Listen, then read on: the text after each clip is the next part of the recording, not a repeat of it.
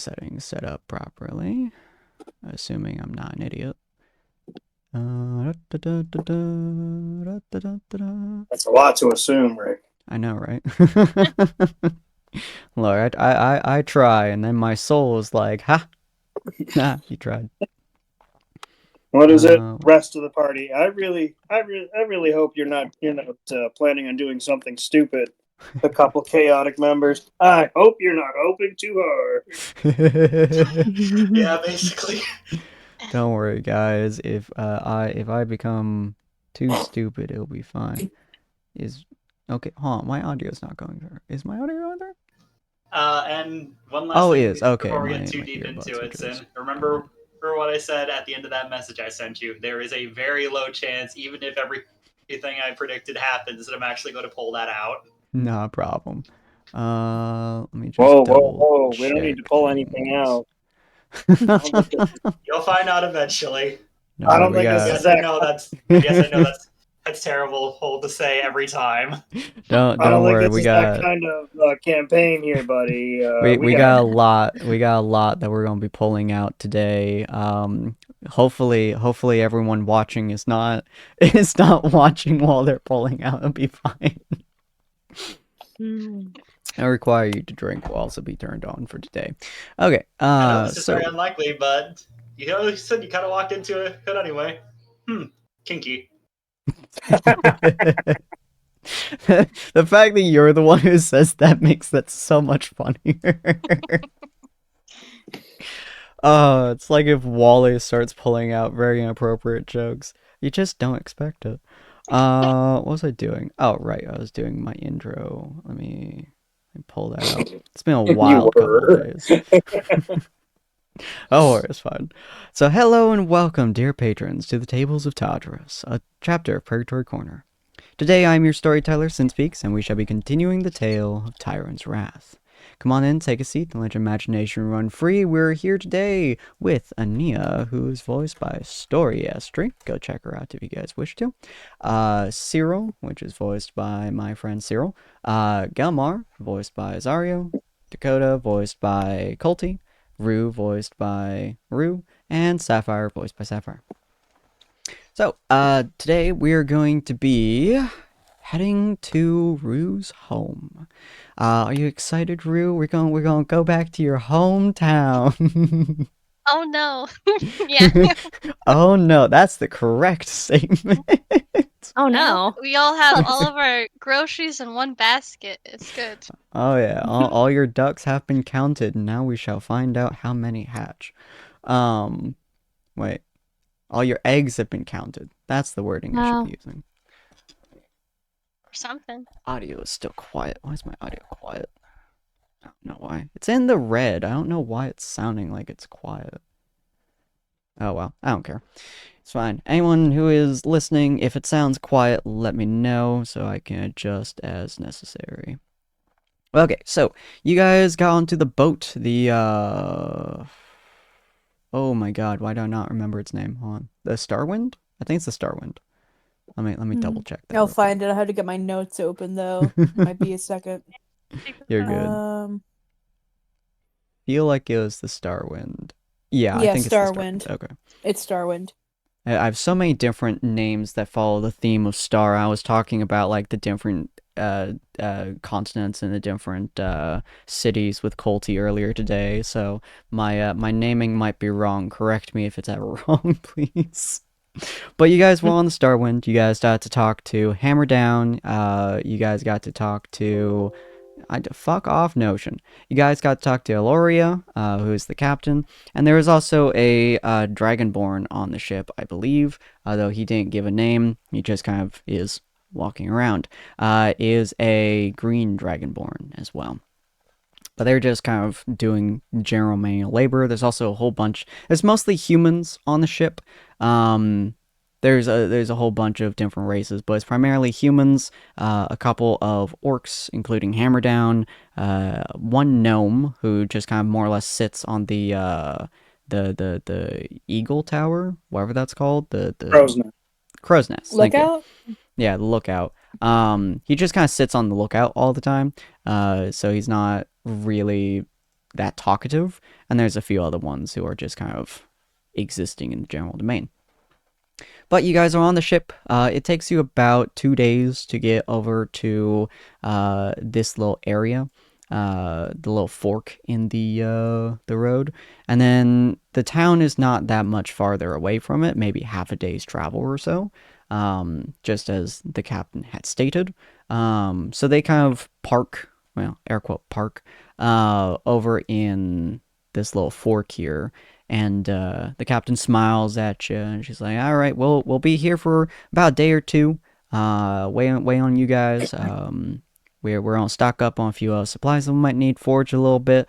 But we'll be here for about 2 days. So if you ain't back by 2 days, we're gonna set off. You guys have to follow us a little bit further down the road, or take your own travel."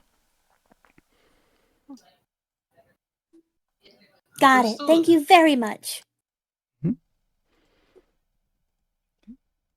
So she Very will. much appreciated. She What nods Gelmar say? and. I didn't hear what Gelmar said. It was literally just an understood in his normal tone of voice. Got it. Fair. Ew. So she kind of like lets you guys off the ship, and true to their word, they're just gonna stay parked there. A couple the what looks almost like rangers kind of get off the ship and head off in the opposite direction of you into the tree line, probably to forage or to gather whatever they might be missing. And then a couple folks are just kind of fishing. But you guys kind of step off. You guys head over to where the town would be in the direction. Rue, I assume you're leading the pack. Yep. Okay.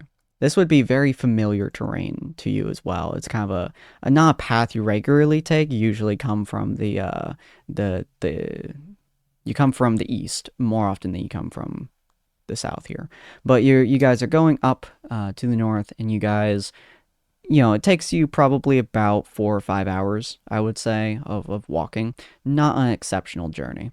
Kind of boring, honestly. If there's any small talk that you guys might have, you're welcome to state it.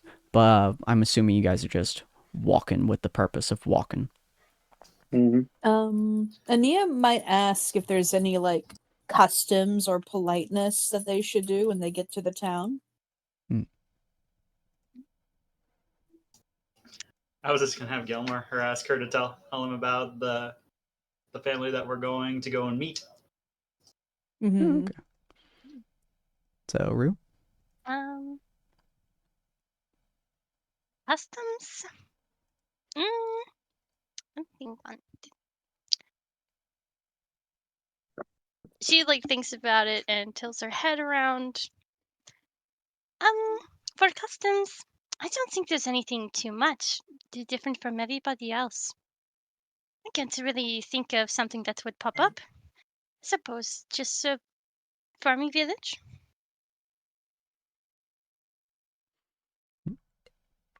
Nia And will then- nod and accept that. And then your family, I believe, was Gelmar's Gelmar question? asked about. Yes, Oh. indeed. Well, we live on the little orchard area. Of course, it's mostly just sheep. I have my ma and my pa. They still live there. It is,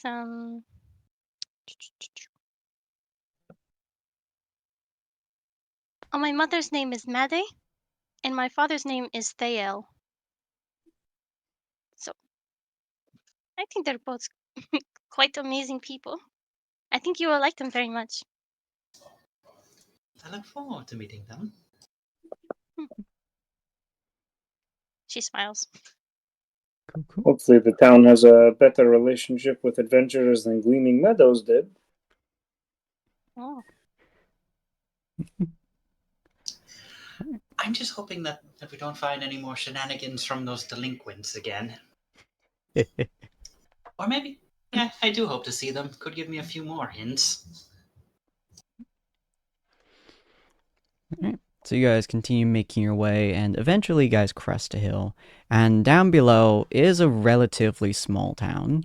Let me read off the description that I made for it a little bit earlier. Best I can anyways.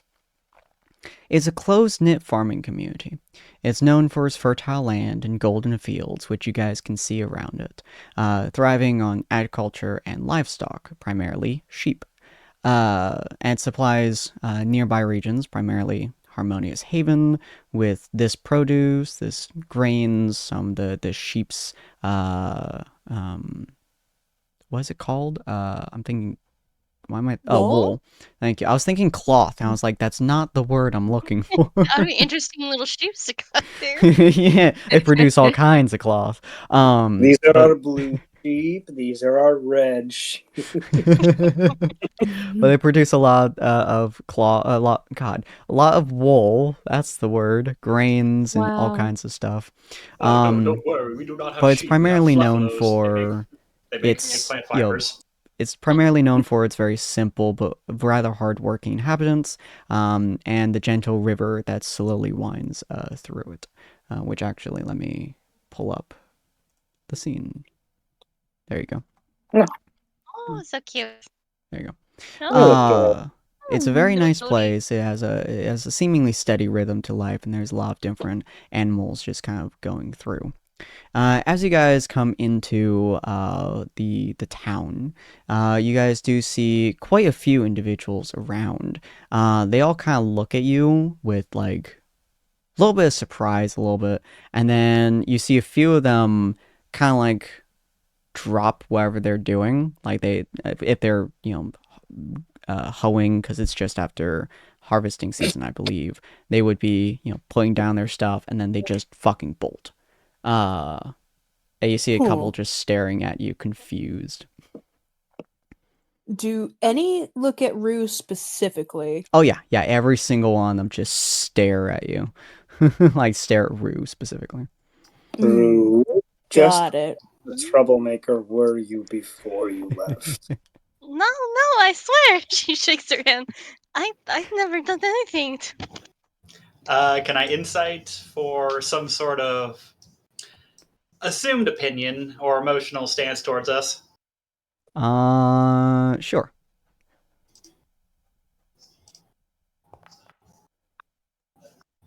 At the very least, that broke the curse of last week. Whatever that's That is worth. true. Job. 14 is decent. You can tell just from kind of your looking, it's not hostile. It's pure surprise. The person who bolted was not from fear, at least from the best you can tell. You're not sure what it was, but it wasn't fear. They need to make the surprise party. Don't know why they're running. Must have somewhere to go. Maybe something happens late at night. For all I can tell, they don't seem all that particularly concerned about us. I think running. I think running is a pretty big show of being concerned. Maybe the I town's not safe. agree. What are they going to be hiding from you? I wonder. Did you light some of the town cats on fire or something? What? No. Do that? Why would I hurt any of the cats? I don't know. I'm not the criminal here. I'm not a Maybe. criminal. It's her birthday. Stop it. Maybe they're running off to tell your parents you're home. They can't tell them first. Yes, I that have would to make get there sense. first. We have to hurry then. Let's go. Would this be a constitution check or athletics? How fast is Rue running? So, How all right, fast all right. do you So run? here's something I'm gonna do a little bit to give Rue the edge to get there faster. No, I need to do my roll. I'm gonna call up the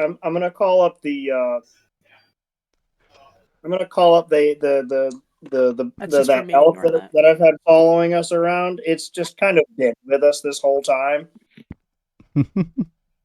And I'm gonna set Rue on its back and just tell him where you want to go. Oh. No saddle, nothing, but it does feel secure on his back. She straddles on. She's like a surprised face, and then all of a sudden she's like, haha, big grin. She's like, she starts pointing. She's like, over there. Ito. Well, if anyone has 118 pounds or below, I can carry them. I do have a slightly hastened movement speed.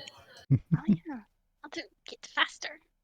I could summon my steed to help the rest of us, but I think It's we might just end a up giving the people a town. try. Fair enough, yeah. I wanted to just have gonna an walk. impressive. I wanted to have an impressive entrance. That is Fair enough. impressive. That's fair. I'm just double checking names here real quick. Okay, so I'm assuming you get onto the horse or the elk. Sorry. Yeah. Okay. I can't So let yeah. them beat us. So you go on the elk and you start riding through, and you pretty much bolt it forwards. The rest of you guys are obviously a little bit slower to catch up to them. But as you are going through the town and you see a very large building, which you vaguely recall being a tavern, from the best that you can tell from looking at it. You're riding through the entire area, and you do see someone who is leaning against a wall and kind of looking at you guys. And it's a well built human looking as she passes. He has a short sword on his side, and he has a small sheriff's hat on his head, one of those like 10-gallon hats and stuff. And he's just kind of looking with like a wheat seed in his mouth as he's just watching as she rides past. Then he looks at the rest of your group as you guys just walk past. Doesn't say Ania anything. waves. She just All kind he cheerful. just Good day for fishing, huh? he just kind of like slowly nods at the both of you. Not bothering to say nothing. As Rue is just speeding on through, she finally does arrive at what she remembers to be her house. And as she arrives on there, it's a kind of separate house from the rest of the town. There's a small field next to it, which looks like it just had a wheat harvest. And there's a couple of people who are kind of standing outside the house talking with the girl who had ran earlier. She had ran hella fast. Oh. Yeah, looks like your suspicion was correct. They still got here. So fast. Well, Wonder what believe they me, want. I've seen. Ania's lagging behind a little bit. As you guys slowly get up to Rue. Rue, do you do anything before they get to you, or are you just standing on? Are you staying on the horse, just staring at the folks? I'll get down since I'm here now. Mm-hmm.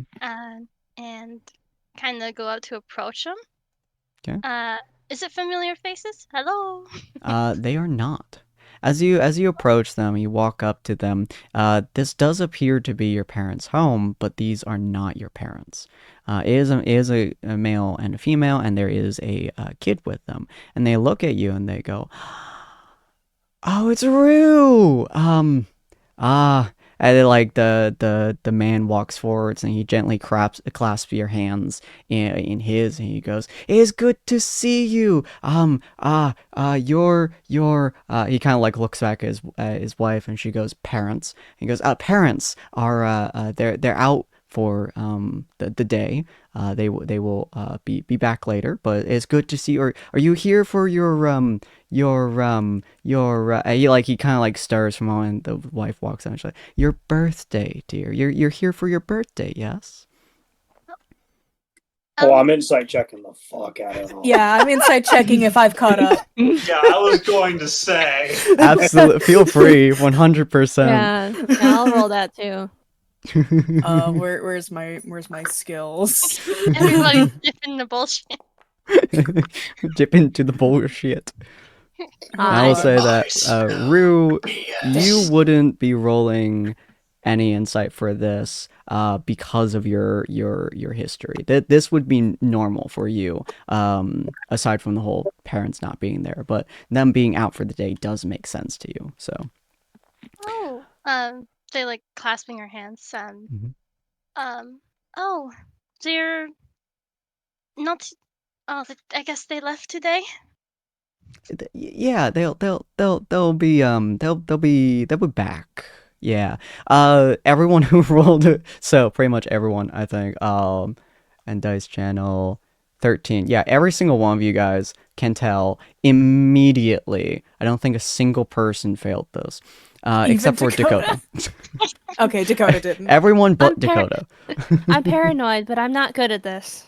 Yeah, everyone but Dakota realizes pretty much instantly 100% bullshit.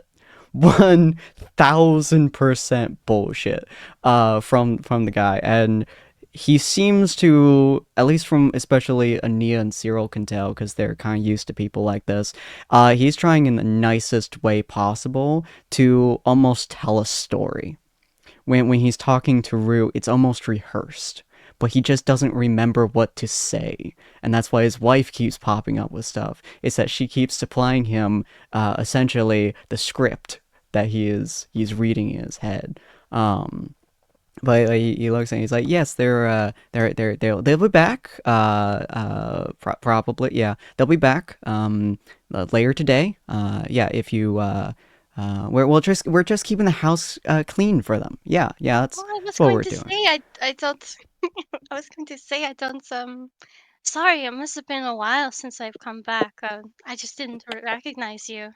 Oh, it's fine. He looks back at his wife again. She goes, we're new here. We visit every now and again. Probably not times when you come by. We forgot that was your birthday today. She stutters on today. But we're glad to see you on this momentous occasion. We'll get things set up in town for you.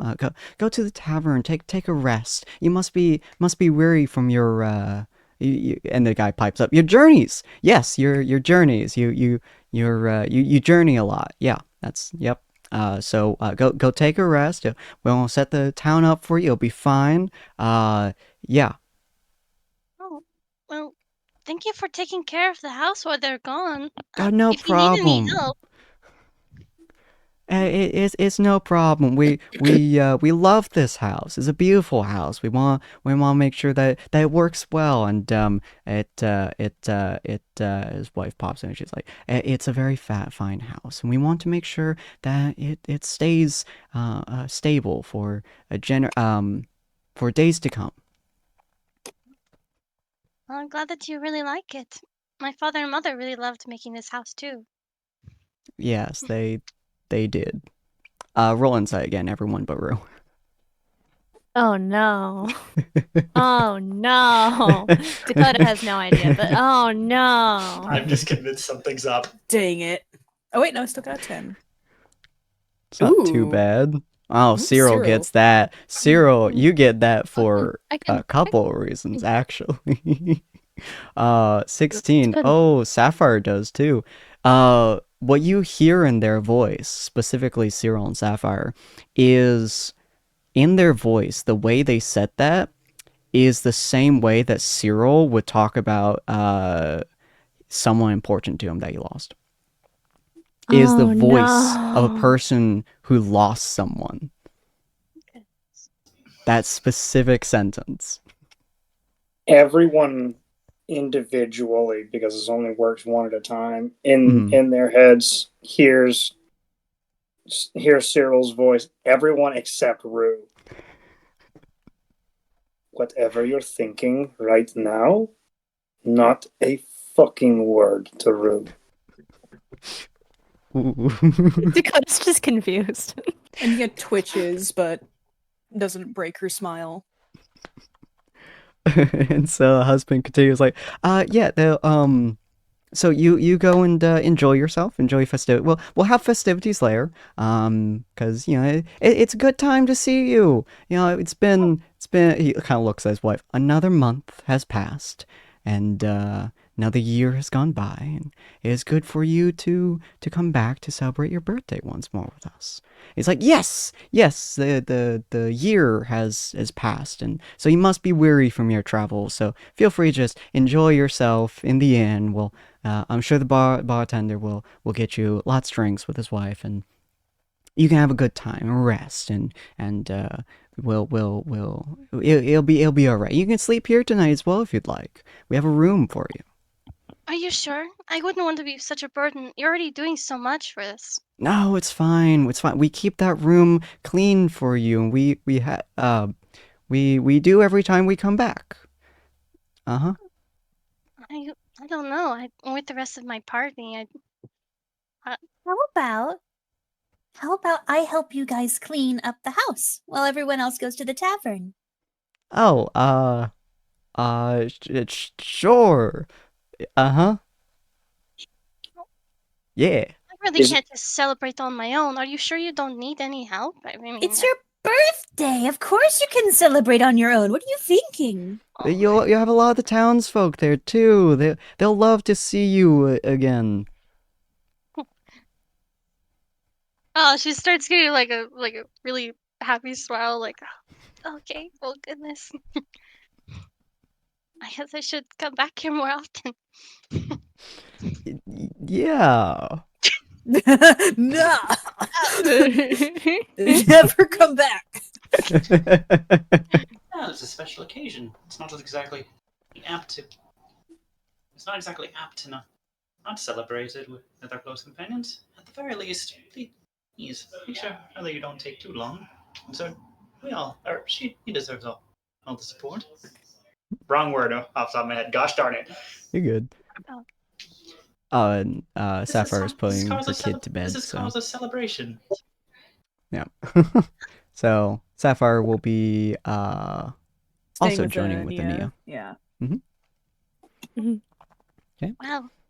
Well, I hope at least we can have a good time until we have to go. Thank you all. Yeah, you know, how long your whole group staying this today? Not too long, so far as I'm aware. We do have a ship that we need to be catching again pretty soon. Ah, okay. Well, hopefully your parents will be back before you go. Oh, thank you. Okay, so quick question. Uh-huh. How much do we already know about the scars on Rue's face? Ooh. Yeah, how much has Roos told us? Yeah. Since she doesn't really hide too much, it would be that you know that she got it when she was still living with her family, and that it was some type of like monster attack where she was defending a herd. So that's what she says. Okay. When I look at the wound, when I look at the scar now, it still registers as the type of scar from a monster attack or from. Oh yeah, you fought a lot of different monsters anytime, so you almost certainly have fought Timberwolves. That's a Timberwolf scar. That is a really, really brutal Timberwolf scar, and it would have killed most people. Especially when she was younger. Oh, the wolf? I thought we were doing the insect things. The insect, what? Oh, you know, the insect. The general question that he was that's asking right. was, how much do we know about your specific scars? I don't really think it's much more about the outside details. Oh, fair. Yeah. Did you ever tell us what the monster was? I don't know if she knows what it is, but she would describe it. Yeah, based on Cyril's backstory, he would have figured out from the description what it was. So most likely, based on what she can recollect from telling you, it was probably Timberwolves when she was a kid. To the best that she can explain to you. Okay.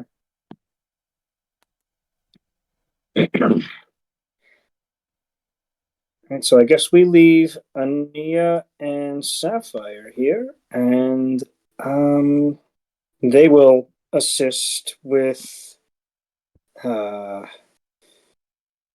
setting up.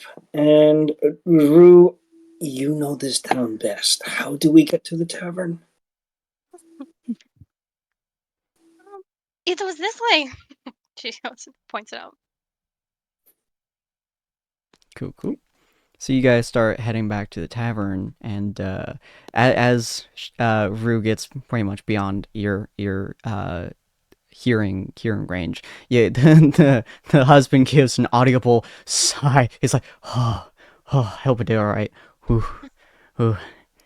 Oh, you two are still here. Hi, welcome. Hello. Can we step inside? Oh, real quick, Oliver, what was the message you wanted to cast on the man? It was basically just a quick. Oliver? I can tell that. Oh. Sorry, sorry. Oliver was the name of my last character. My bad. Oh, okay. Yeah. I was basically just going to give him a quick message that basically indicates to him, hey, I recognize that you're not being 100% honest about this. She deserves to know the truth, and I expect you to tell her about that sooner or later. And that's basically the extent about this. He doesn't know any of the actual details for what went down. He's just, hey, I can tell that you're not being completely honest. She deserves to know the truth eventually. As you Cyril, say give you that, one and job. like he gives like a deep sigh of like relief. You send that, and then Nia just sees like sweat dropping off his face. Like, oh shit. Technically speaking, Cyril just told me not to tell Rue. Yeah, Mm. he's just like, oh, can you enter inside? Oh, right. Yeah. Yeah. Yeah. Yep. Yep. Yep. Yeah. My wife will bring shit. It's okay. Oh, fuck. It's okay. Don't worry. Oh, okay. Okay, I'm good. Okay, I'm good. Am I good? I'm probably good. Okay, I'm good. All right, how can we help you? Can we go inside? Oh, yeah, right this way. And his wife she chuckles and she's like, I'll bring them in, don't worry. You go tell the sheriff. He probably already knows by now, but yeah, go run off those nerves. He's like, yep, going. And he just speeds the fuck off, and she just shakes her head. She's like, come with me. And she brings the two of you inside. It is a beautiful homestead. It is a lovely house. It has 2 floors. The first floor mostly has like a large living area. It has a small rustic kitchen. The upstairs is multiple different bedrooms. And she's like, welcome to our humble abode. Thank you very much. Thank you for your time as well. I guess I'll just get to the point. If this is not hard to talk about, may I ask how long it's been? How long has it been since what, dear? Since her parents have passed? Oh. How long has she been journeying with you? A year now. Okay. So you must know a decent amount about her. Has she told you much about her life? Just that she was raised on a farm. I'm not surprised. She has memory issues. It has been over 60 years since she left. She is something of a myth. I see. So How when she does often- visit, as rare as it often is, we try to give her an idea of her being back at home. She believes that she comes back every month, and we're not sure if she... Well, every time we tell her that her parents are gone, she comes back sometime later, and she has to relive that over again. So you have told her before. A few times. Mm. But How she often always does has she to visit? relive it. Every couple of years. Once she went a decade without visiting. She she's known as kind of a myth in the town because no one knows when she'll come by, no one knows when she'll leave, and so the children sometimes don't believe us that she'll come by again as a wandering fellow. But we love seeing her. We do. She was a beautiful part of our town when it was first created. My grandmother knew her rather well. But after she started adventuring, she came back a few times and her parents were there to meet her. And then she came back one day and, her parents, they died of old age. And she was sad, she left. She came back again and she asked where they were.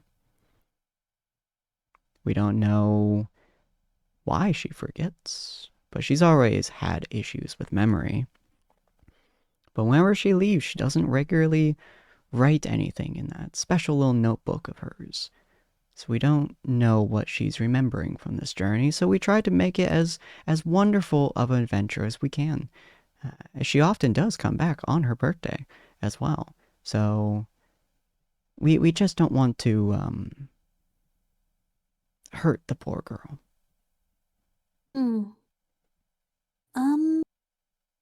Insight check on the dying of old age. Okay. Because she's a half elf, right? Oh shit! Yo! Oh, why is it going through? Why is it going through? Dude! It's not going through. She suddenly has a vision for a bot. Hang on, Kira. Star prophecy. Why is it not going through? I can't see the 20. It's not popping up on the chat. What the fuck? Ah, there we it go. is. Man, that took a while. It was like, we will delay the satisfaction. I swear, every session, you've got to a natural 20. Magic eyes. So you insight check it. She's half truthful, from what you can tell. She is telling the truth that one of her parents died from old age. That you can tell. But the other one was an elf. Or had to have been a wood elf, obviously. So Ania won't even she'll just be like, And what happened to the other parent? you see she kind of her eyes lower down and you just see a solemn look just completely cross her, just a absolute sad. The entire atmosphere of the room kind of just falls a little bit. I'm sorry. And she just goes, she wanted to adventure after Rue at one point, and so she left. We don't know where she went. We don't know what happened to her. All we know is that we had a couple city officials from Starshadow Kingdom come to us. And they had told us that she went on a mission for the guild. She had joined up for the swords of whatever it was. And whatever that monster was that she fought, she must have died. Ania will do a very polite bow. Sorry for your loss. I didn't know her personally, but she was a very close friend of my grandmother. So it was it was a wave of pain that the whole town felt. We all loved her dearly. Most of us here are either half-elves or humans like myself. And so having an elf within our midst is a curious thing. And an elf dying is not a regular occurrence inside of our lifetimes. So it was a startling experience, for sure. And it's a story I've been told by my grandmother ever since. I see. Hmm. And Ania will go quiet and think for a bit, and Sapphire can chime in if she wants. Okay. Might take a bit to type. Mm-hmm. There, she kind of looks around the area and goes, but we do celebrate whenever we do see Rue. Partially in respect for Rue and partially in respect for her parents. We also don't have a tombstone for her parents' graves because we don't want her to have to experience seeing them again. So we often come up with a reason as to why they aren't here, they're out of town, or they went to go and get supplies from Haven, or something of that sort. And she often doesn't question, but she does get kind of sad not knowing that they're not going to be here for her birthday, but not as sad as she could be. I see. Mm. I will relay this information to the rest of the party. They may want to decide to tell her. We don't know if she'll accept it, but... Well, the sheriff would be the best one to ask to tell. The rest of us, it's not our place. Is it not? No. We don't know her. We don't know her family. All I know is Did the that sheriff? the sheriff, he was very close to, he was very close to her dad's son. He died a few years ago. And so the sheriff holds on to, oh, thank you for the care package. The sheriff holds on to the information because her brother felt like it was a duty to tell her. So he often did tell her before he died. But he never had kids of his own. So the sheriff that was... holds it. Ania nods. Mm-hmm. So it's not our place to tell. So her brother would often try to tell her then. Mm-hmm. Thank you very much. Her brother was an interesting man. He had no interest in farming, but he liked to be a guard for the town, and, well, we get timber wolves around here quite often, so it's a dangerous job. Thank you very much. I think we'll probably go talk to the sheriff then while everyone else is entertaining Rue. Is there anything we can do for you? You and your family? No. We're content with what we have so far. We just got a wonderful harvest, and that should carry us until our next one. Our animals are doing fabulously. The only danger that we really have is the monsters that roam the countryside, but they have their ways. And they journey around. There's not really much we can do about that. I mean, I'm sure there's a deterrent somewhere, but we've lived with it our whole lives. It should be fine. But, no, we take this occasion, when Rue comes back as a holiday, a time to celebrate, all the good things that have come by, and, to wish against the bad things. She has her friend that she journeys with, the deity that she communicates to. And we feel that having such a presence just into our town is more than enough for us. It's why we throw the party for her, to make her feel welcome and to care for her as best we can. That's very kind of you and the village. We do love Rue with all of our hearts. Ania will be satisfied and see if Sapphire has anything to say before she'll go. Mm-hmm. There we go. Mm-hmm. Dun, dun, dun. Her dad's son, wouldn't that be her brother? Yeah, I only thought of that like the moment after. Zephyr does not. Okay. Okay. Cool, cool. So she's like, the celebration should be fairly easy to set up. And we have kept her room just the way it has been. We clean it every day. So if she wishes to sleep in her room, she's welcome to. Understood. Thank you very much. She gives you a small bow. And he will bow back and then head out.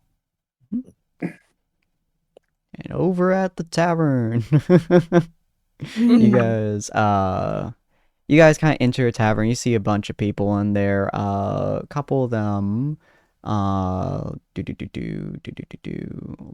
are you?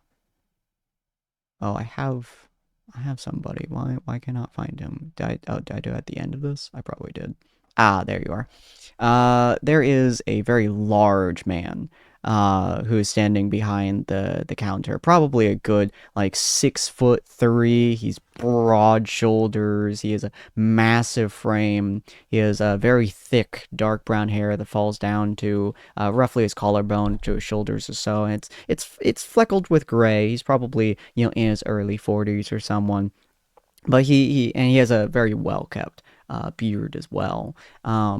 And he's smiling and laughing as he's making some drinks and grabbing some a dough for like bread and stuff and slamming into the bar and like just kind of punching it. He has massive biceps, just beating the crap out of this dough as you guys walking. He goes, "Ah, it's the infamous Rue. We see you again, my dear." Oh man, oh my goodness. You're still here. Of course I am. It's good to see you, child. Oh, it's good to see you too. How are you and your friends on another visit for another year? I see. Birthday again, huh? It's good to know. Thank you. These are my team. They've come with me. We're just passing through. Ah, hello there, friends. I am Rowan of the Abigath Valley, and this is my wife, whose name is Mariella.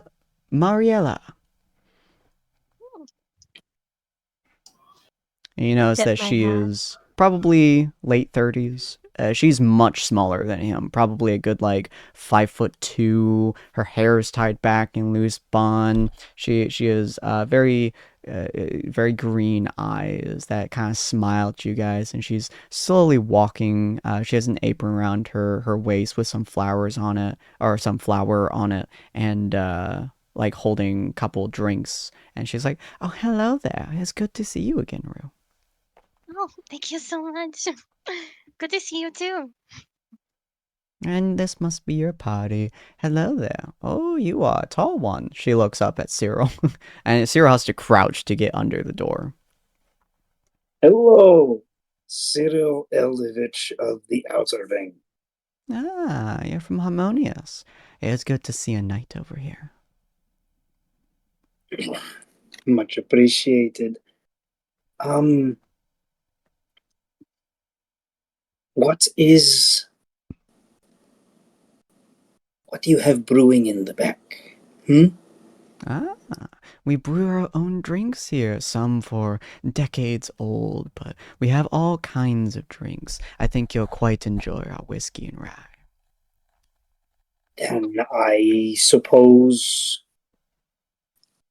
2 bottles for the group? Oh, that will be more than fine.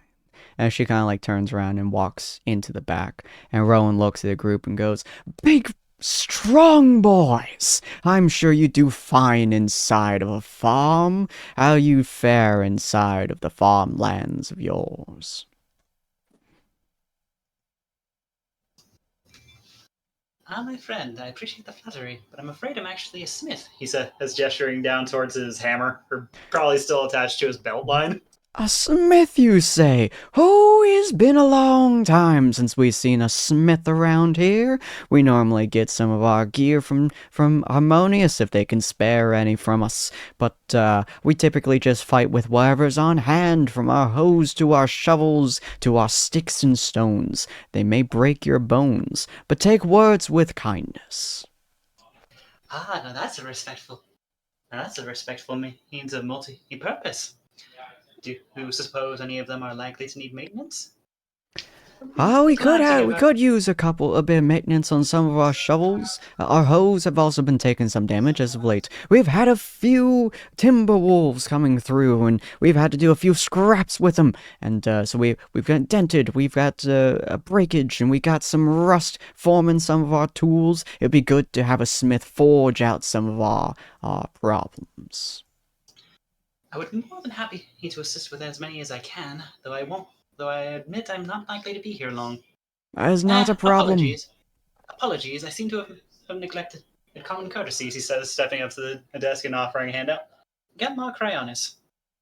He kind of reaches his hand out and he grabs your hand in a strong, firm shake, and he shakes it and goes, Rowan of Abergeth Valley, it is good to meet your acquaintance, good sir.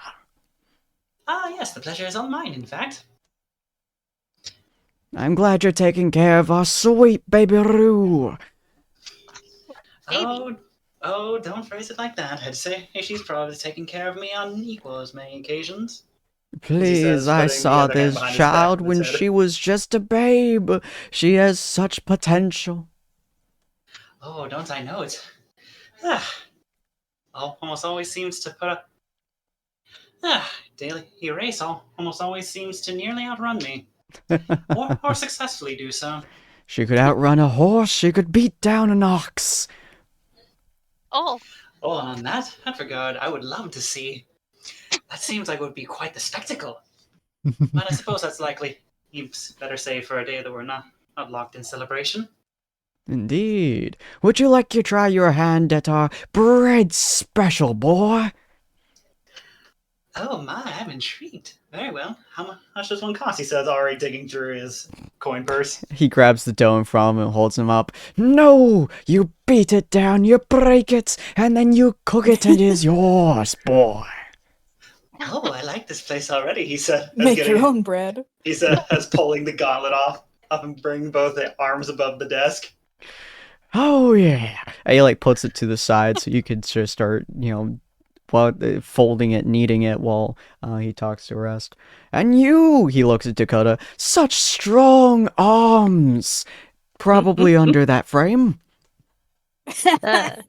He kind of tips his hat as he kind of tries to maneuver his poncho so it doesn't see how weak his arms actually are. I'm trying my darndest, sir. My name's Dakota Rider of the Dust on the Wind. Joints cracking as he's tipping his hat. He kind of looks at you for a second, raises eyebrows I've never heard of the Dust on the Wind, but it must be a mighty fine dragonborn civilization for you. Oh, well, my home is wherever the wind takes me. Ah, traveler, eh? I don't know much about your customs, but I know what it's like to be a traveling bard. And you hear his wife pipe up from behind him as she walks out with 2 bottles and goes, You have him sing and I'll kill you personally.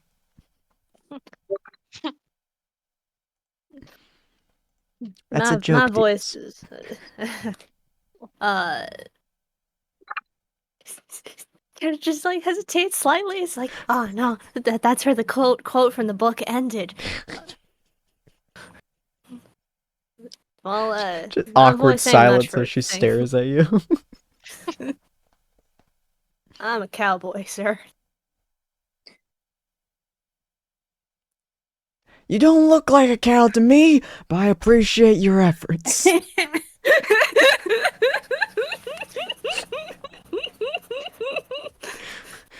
So what do we have the pleasure of a knight accompanying our poor Roo? We are currently on a mission. On a mission. Is it one you can talk about, Rue? Or is it one of those spooky, secretive missions?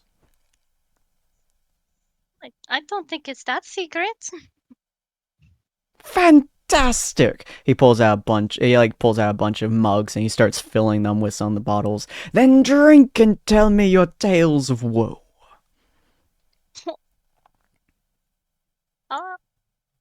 Don't mind if I do. She pulls up a chair.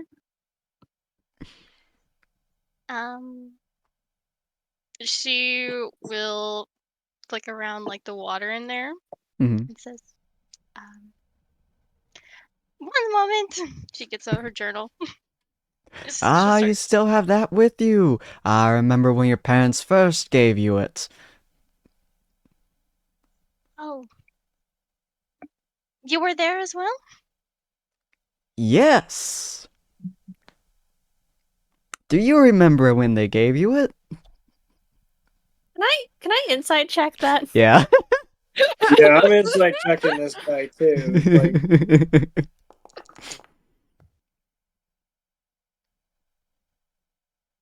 13.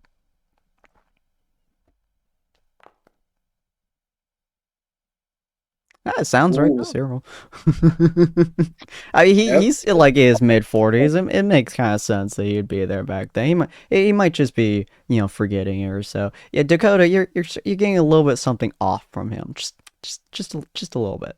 Just a little bit. Yeah, Wait. being just a little. He's being extra. Is what's cueing us off to making these checks, right? I'm not the Yeah. only one here.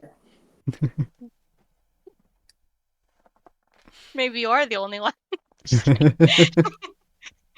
Yep. How much do you work there? That's great. I'm sure it was a lots of fun. Yeah, you recall, don't you, child? Of course. It was great.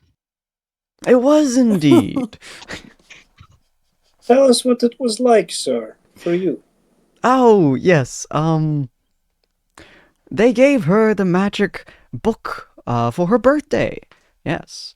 And, she appreciated greatly. It allowed her to remember things that she could frequently forgot. It's a good day. It's magic. Well, of course That's it why. is. Oh, that's why it does what it does sometimes. What does this book do, miss?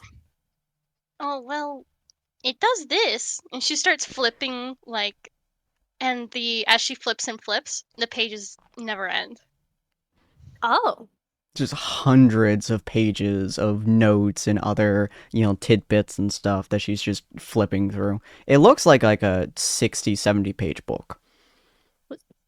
Was it always able to do that? I think so. It's Of actually quite course, that's cool. why her parents gave her it, so she could keep track of all of her thoughts whenever it needs, and it self-repairs. Although only to a degree. She once beat it so badly it took several days for it to reform. Oh, Goodness, that's a lot of notes. How long have you had that book, miss? no, not too long. I'm maybe a few years. It's a lot more than it looks. Hmm.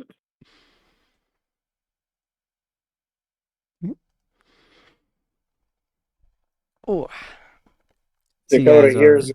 Dakota hears in his head. Uh-huh. Am I doing? Am I doing bad math in my head here, or does something not add? Dakota will send back. No, this seems all a little odd to me too. Like You know, I can't like put my finger on anything right now. Just have a feeling. What about you? oh yeah, this the way the good sir's acting, the way he can't seem to remember exactly how that book was given just all feels weird.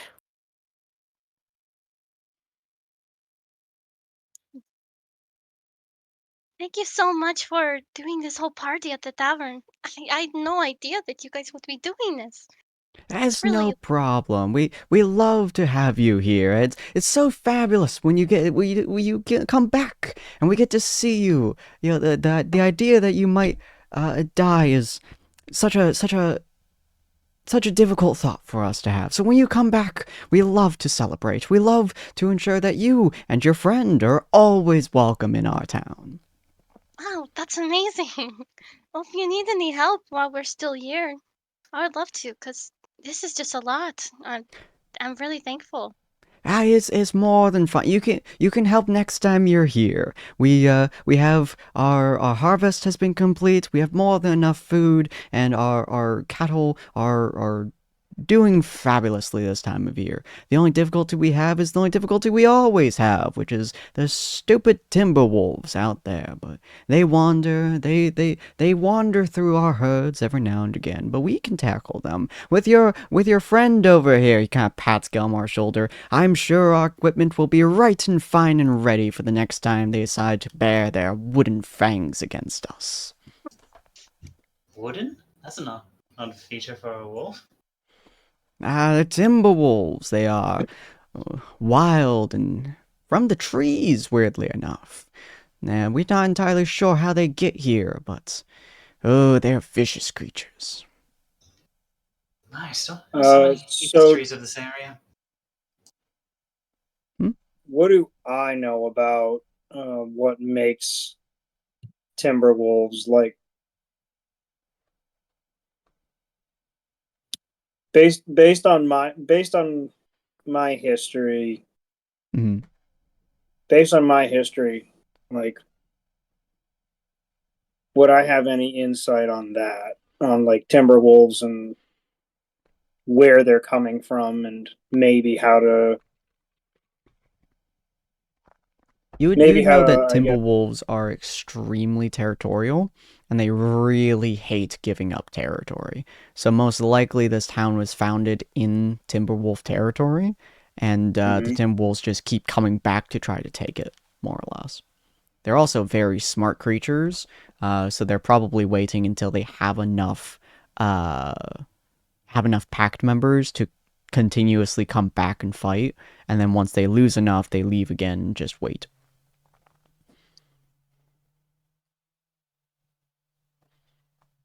All right. Yeah, I don't really have anything important to add to that. Mm-hmm. Well, I know we're not staying for probably too long after today, but if anything happens, feel free to call us. Our team is really good at doing what we do. We're glad to have your help.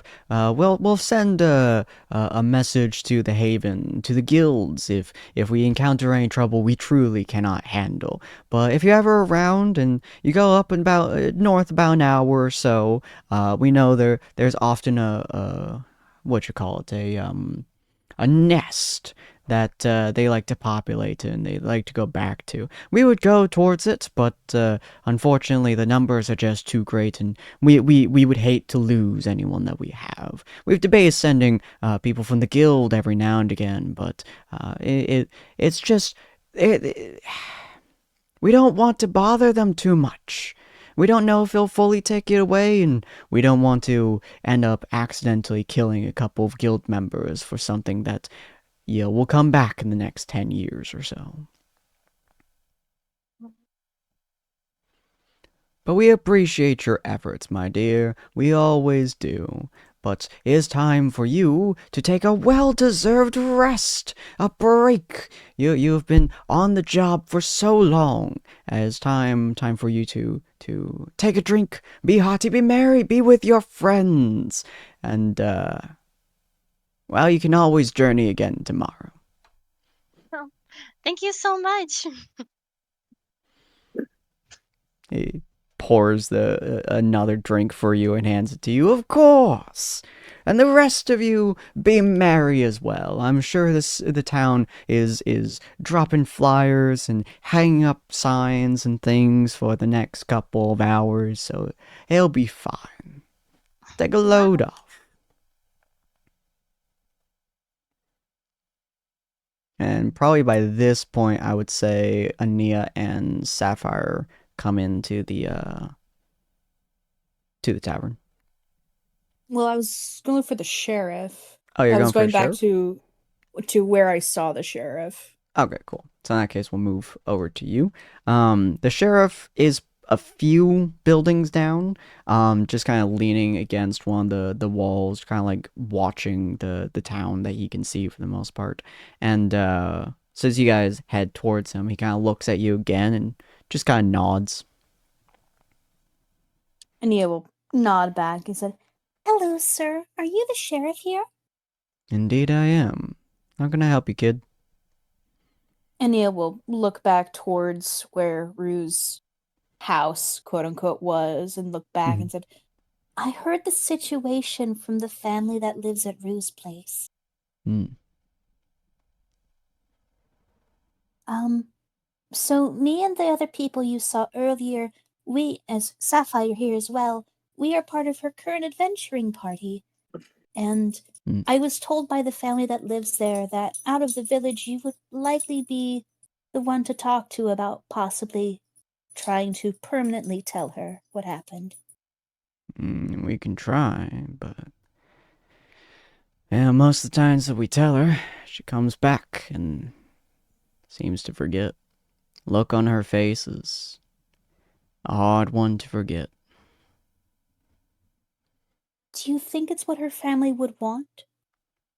They wanted her happy. Would they want her happy even if it's not real, though? Depends on your definition of real, girl. Ania will pause at that and look away thinking. And Sapphire has time to chime in with something. Ania does look bothered by that. Like something about that statement's gotten her to think. Yeah, he just kind of looks at you as you like move your head. You're welcome to type Sapphire or talk if you'd like, if you're able, depending on if your kid is asleep, of course. But he just kind of looks at you. He's just like, what's real to the person depends on how they see it. Sapphire is, or not Sapphire, Rue is a complicated fellow. She's an absolute sweetheart, but do you know how her memory works? Ania will look back and shake her head. She says, Well, I figure she just has a very bad memory and needs to write notes. Indeed. Those notes are how she sees life. There are very few things that she can remember. Even I don't know the full extent of it. You would probably have to ask her. But to the best of my knowledge, things that she writes down, she can read and remember to a degree. But from what she's told me, or at least her brother has told me, she re-experiences it to a degree when she rereads it. That's why she can remember her friends. At least that's how I assume she remembers her friends. So if you apply that to, well, her parents, imagine if you believe that your family is alive. You come back to see them on what you believe is to the most joyous day, and you get told they died, and you leave. And the next day you wake up and you read that passage and you remember that they're dead. Then the next day you read the passage and you remember that they're dead. That's how I assume Which is why I think that she chooses not to remember. I see. She's not come back once remembering that her parents are gone. And I don't know why, but we've told her 3 or 4 times, and I think it's just too painful. This may seem an odd question, and please feel free to not answer if it's difficult for you. How did you tell her before? Well, we brought her over to her father's grave the first time. She sat there for hours. Second time, we simply just told her up front, and she left. Third time, we tried to be a little bit nicer about it and try to offer our condolences and try to lead it into it, but, well, she's a smart kid, even if she's doesn't have the greatest memory, and so she figured it out, and then she left again. Always with the same sad look. I see. I think I have some ideas from that. Thank you. Hmm. May I ask, when is her actual birthday? The 9th. 9th of what? That's a good question. Hold on a moment. I know it's the 9th. It's the first month. Okay. The 9th of... I have the lore here. Thorandro. Yeah. Thorandro. Tyrandro. Yep. Tyrandro? Mm-hmm. Thorandro. Yeah. Yeah, okay. I feel like you're adding another syllable. Okay, wait, would you pronounce that with... I think it's Thran. Yeah. Like 3? Thorandro.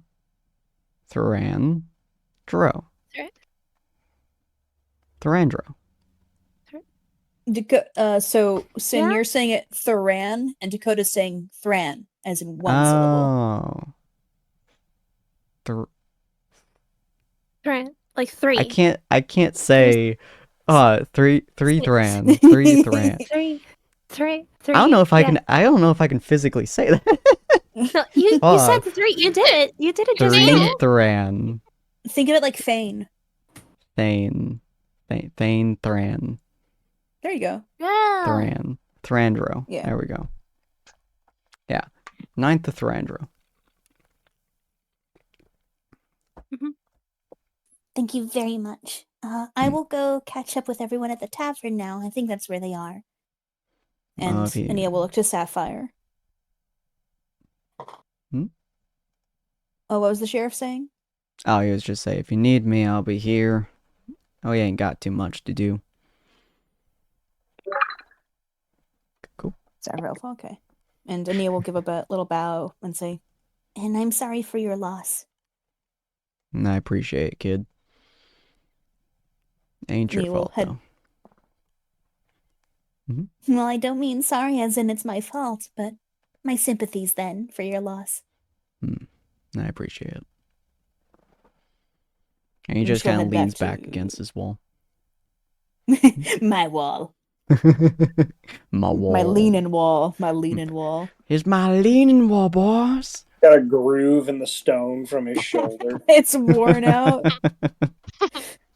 Nia heads back with Sapphire. Yeah.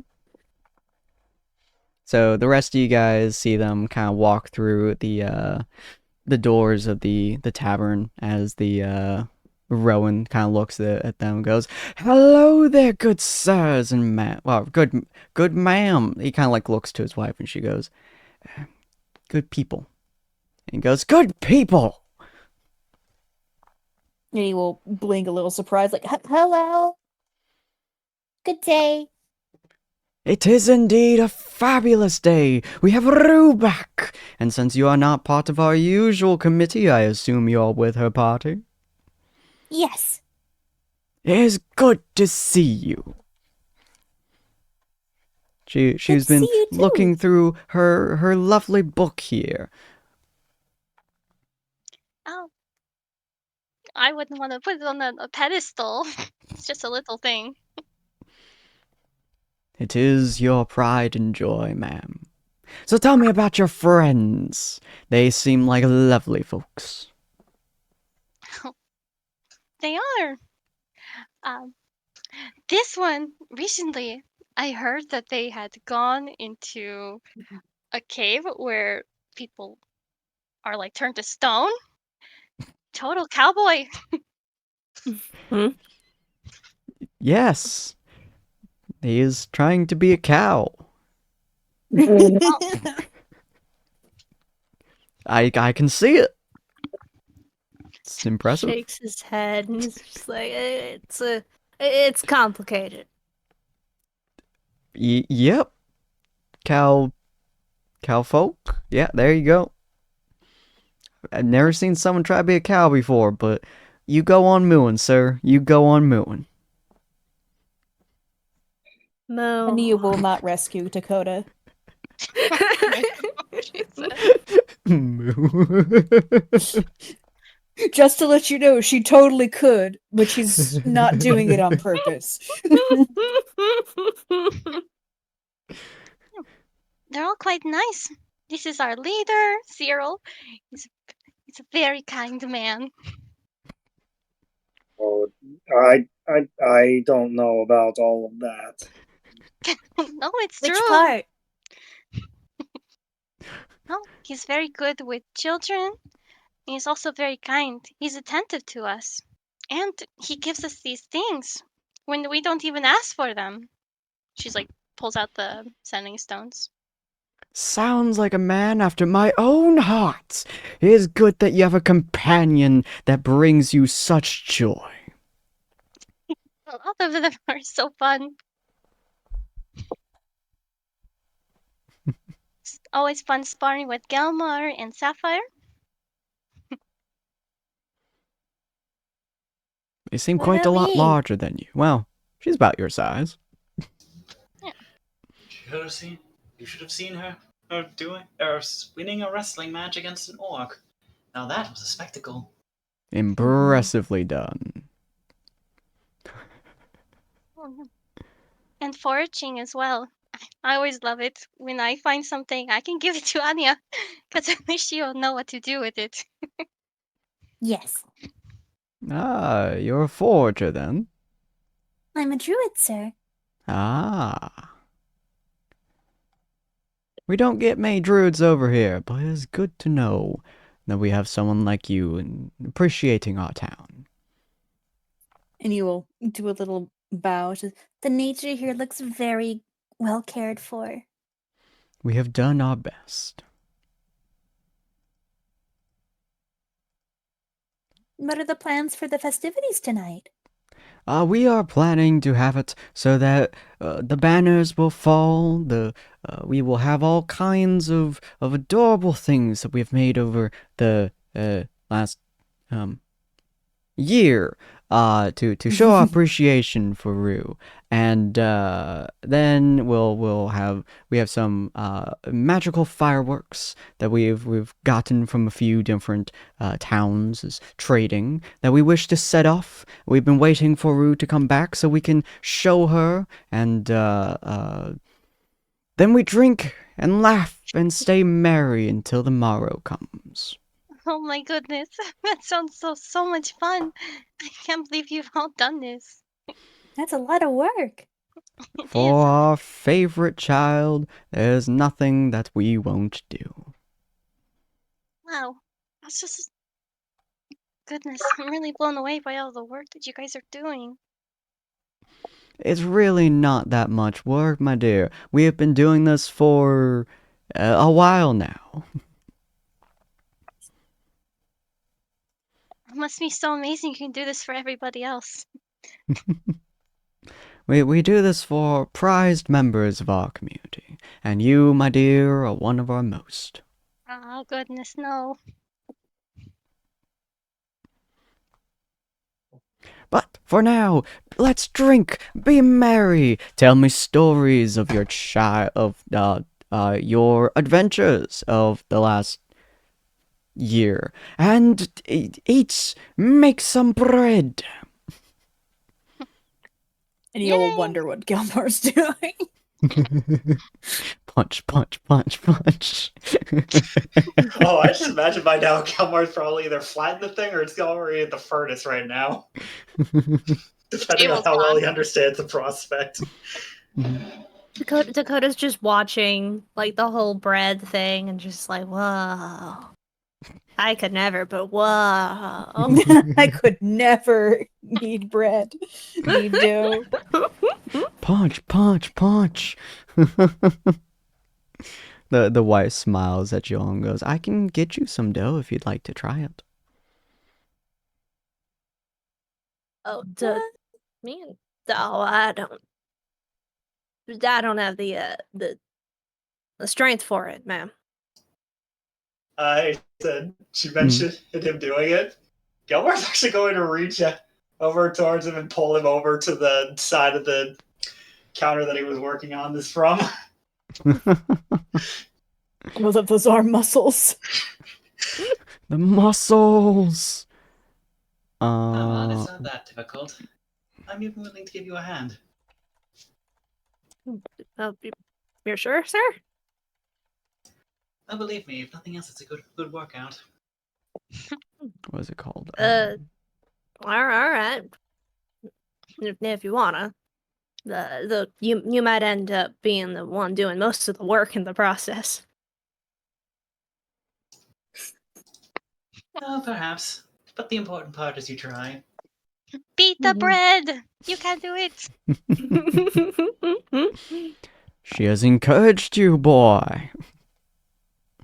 And bread Gilmore reveal sent you to a be message. right. And he will, like, sidle up next to Cyril and sort of side glance him. And if at least Rue is paying attention to the bread shenanigans, she's going to be like, I got some information. I talked to a few folks. Hey, and she's since not In set her- in stone. In her head, she's going to hear, go on. And he will grimace and lean away. He's like, I'm not using those. And she'll say that like loud. Like both the husband and wife kind of like slowly turn to her, and both look just as confused. Are you two all right? You don't have to hit the bread if you don't want to. Oh, actually, she was just telling me that my mount outside is in need of some assistance. Why don't you show me what you were talking about?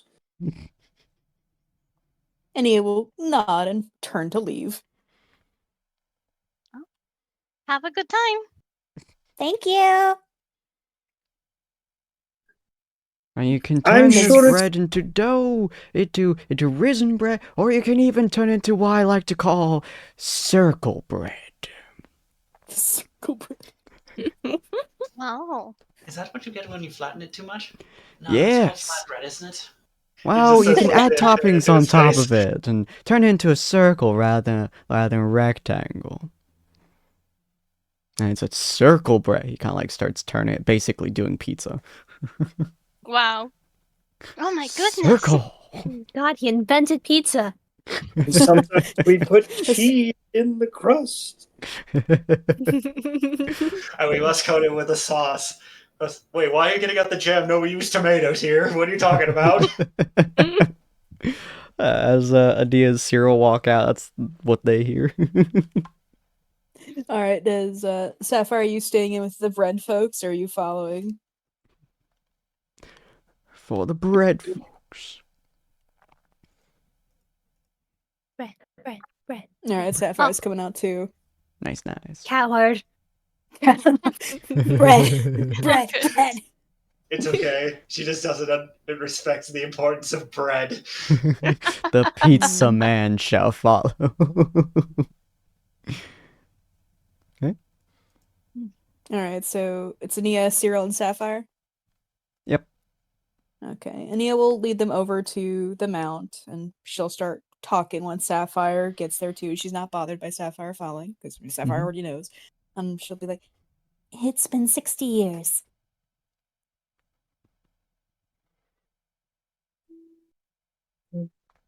That would make Rue even older than that. They say they have tried to tell her before.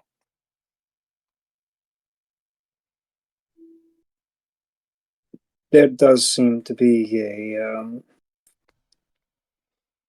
sickly sweetness to the way that they're all talking. They do seem genuine about it. Seems like she's sort of a folk tale now. Hmm. And she does tend to come often on her birthday. I think the only way she'll be able to remember is if the experience is somehow at least somewhat sweet.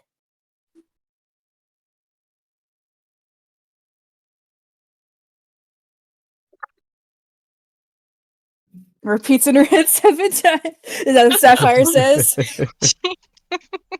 And she did say that. That's true.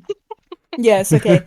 Well, So Ania does not get the joke, but Cyril was there, I think.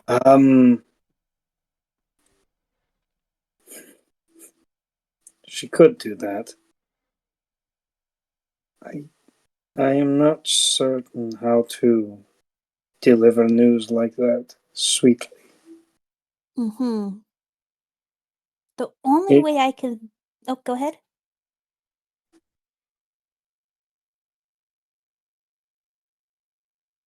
Zero. Can't imagine losing family again and again. They said that when she writes it in her notes, when she reads it, it's like she remembers it all over again. So if it's very painful, I can imagine she likely wouldn't want to. The only way I can think of to make it somewhat sweet is to do it very slowly, for one, and for two, make it a celebration instead of a mourning. That's a very delicate operation, even I'm not entirely confident how I would do that. She also had a brother, and her brother did try to tell her. He has also passed and has no next of kin. I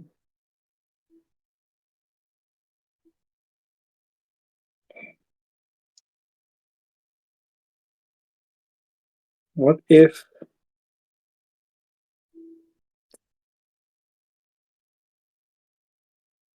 what if we just don't tell her?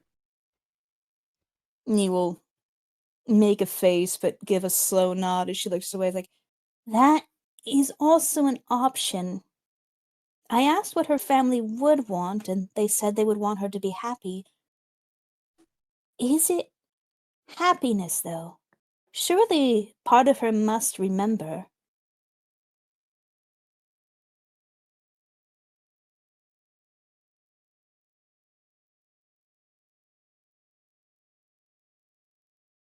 I know what you mean.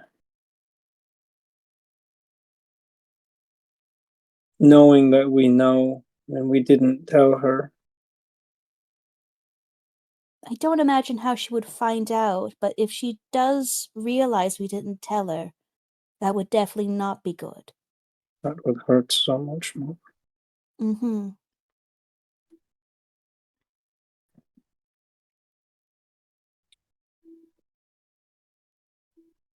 We could ask the party as a whole. I'm not really sure if, like, who would have I authority on such decision?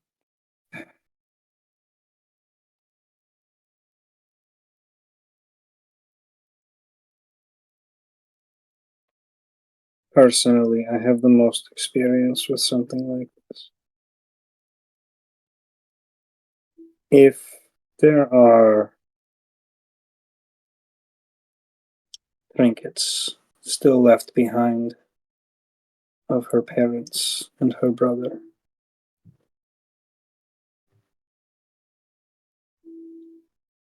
it would be some solace. Not much, but some. Are there graves nearby, or They said they originally had graves, but then they actually removed them for Rue's sake.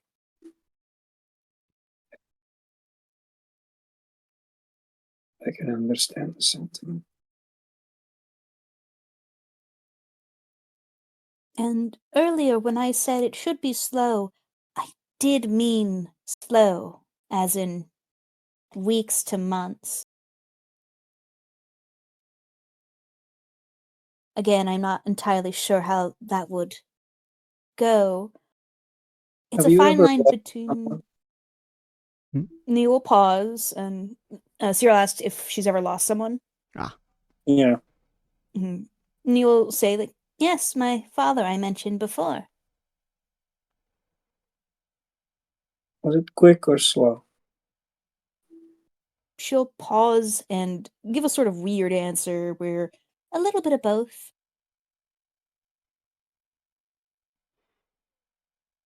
Did it feel like it taking longer made it better? She'll think on that one. No, but I think my situation is a little bit too different to compare. However, and she'll look to Sapphire. Miss Sapphire, you don't have your memories. If it were you, would you want to remember permanently?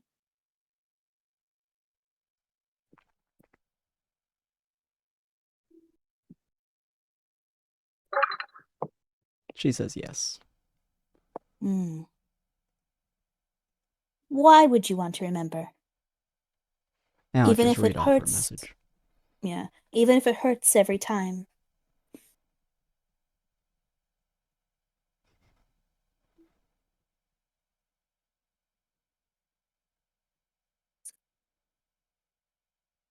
Typing. So suspenseful. So suspenseful. Mm-hmm. You feel the tense in the air going, what's she's gonna say? Mm-hmm. The question shall rise. Oh, okay. Don't worry, chat, we are waiting with bated breath. I'm actually really excited to see her answer. Yeah. Or Sapphire. Take your time. Take your time. Absolutely, yeah, I'm take your just- time. I'm very, very Yeah. curious to see how Sapphire feels about this. Yeah. Meanwhile, I'm just reviewing the code to see what Dakota's code-given stance would be. Gotta review the code. Gotta What's look at the cowboy code. code? What do the articles tell you? I can tell you this much. Out of character, the code doesn't cover this. Yeah, Dakota no, doesn't it what? doesn't. The code doesn't cover this. Oh. Yeah. I'm honestly very curious on, like, Dakota, how do you feel about this kind of situation? You're kind of getting an inkling of it. Well, so the code says, like, not necessarily Dakota's feeling, but the code says that to be free is the ultimate right. So technically, the code would say that Rue should be the one to decide. Dakota, well, I assume we'll get to Dakota's answer. Sapphire just posted hers. Yeah. So Sapphire says, I feel not knowing something like that would be worse, especially since they can't keep coming up with excuses on why they can't see her. It's a fair point.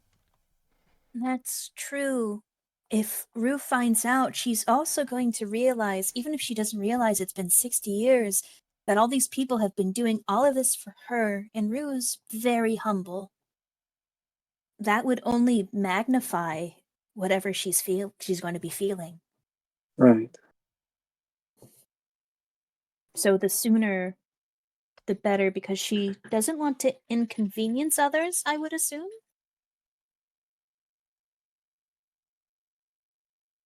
I don't know her that well, but that seems to track in my mind, at least. I suppose you could say it's my own selfishness that wanted to protect her.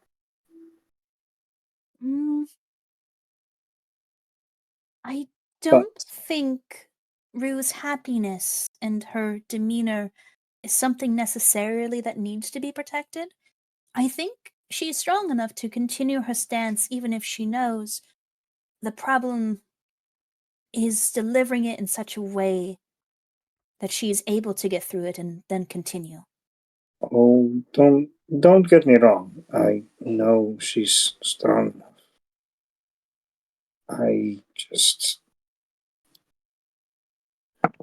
It's like with Dakota back at Grimley's. I would do anything to protect any one of you. Well, that's because you don't value yourself. She just says that. Oof. Sapphire says, protecting her by helping her through it will be better. Protecting by shielding isn't always what's best. Yes. Sometimes the best choices are the hardest ones. I do not think, however, that slowly metering out the pain will make it better. She will be reliving the experience slowly. And I can tell you from experience, on both ends of the spectrum, that there is no such thing as enough time. And there is no such thing as not enough.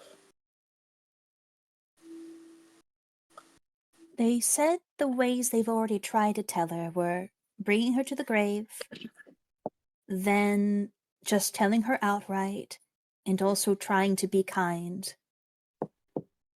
And then also her just figuring it out on her own.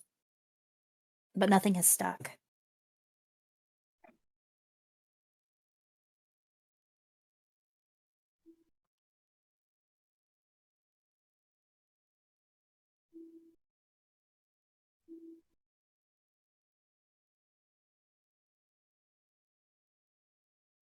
Is there a way we can tell Gelmar and Dakota before we make any big decisions? Cyril's going to pointedly look down at her pocket where the stone is. I'm not gonna use the stone. I was thinking more of a tag team situation where half of us go in. Sending stones.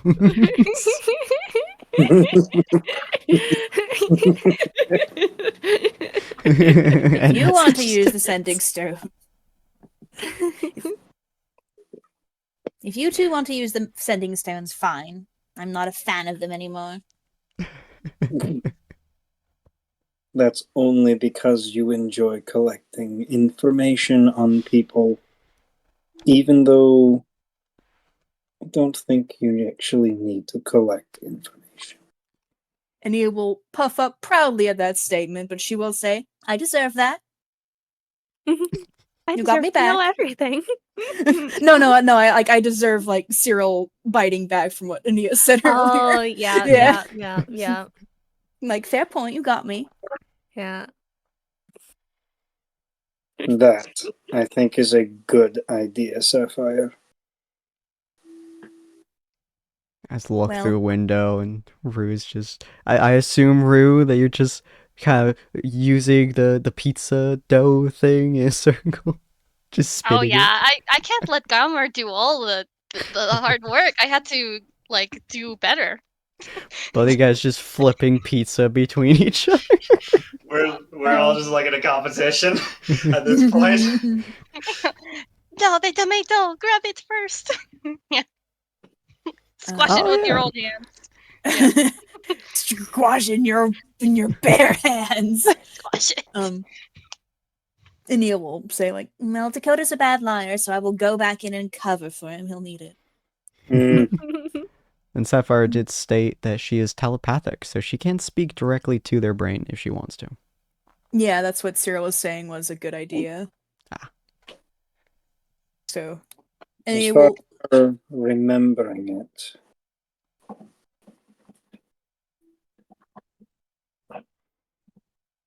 one of us may need to write a note for her. In the book or on a paper? If she's been told this many times, or at least as many times as they've told you, they've told her, and she's somehow never written it in her book, I find that hard to believe. Well, I don't approve of writing it in her book for her. I think the best course of action would be to encourage her to write it down. I think you're right.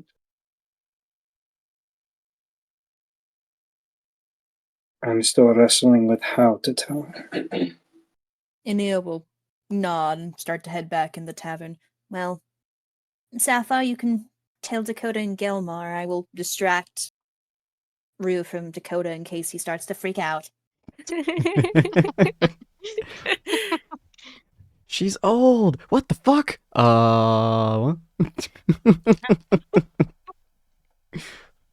Who's And old? that would make her at least. Technically speaking, we were told that she left this town 60 years ago, but we don't know how old she was before that. Right. That would make her So at least like 70 to 80. Yeah. Recently, we were talking about ages, and she said, "Oh, I'm 23." 83 it is. 83, that's the number. You're not my Nuna. Just like... My Nuna. I will say, physically speaking, she does look like she is in her mid-20s. So she doesn't look like an 83-year-old half-elf. Even though half-elves do live slightly longer, like 40 years longer than most humans do. God blessing. What do you do with your skincare? I know, right? I had a vampire bite me at one point. You know, I used some moisturize. Yeah.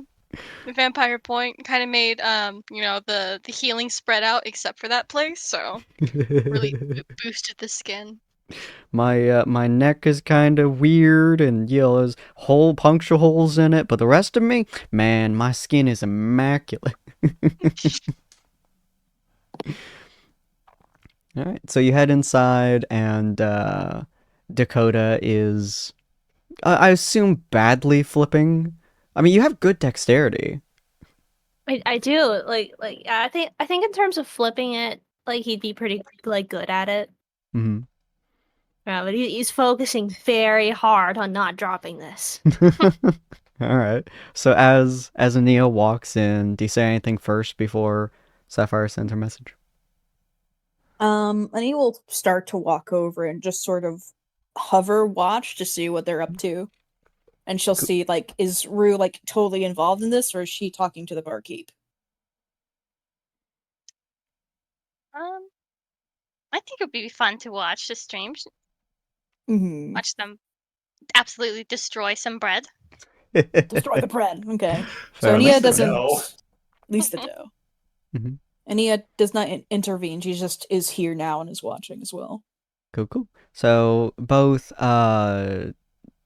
Dakota and Galmar, you both get effectively a message from Sapphire kind of explaining about Rue's parents. I assume how many years they were told it's been, and that the plan is to tell Rue somehow about the death of her parents.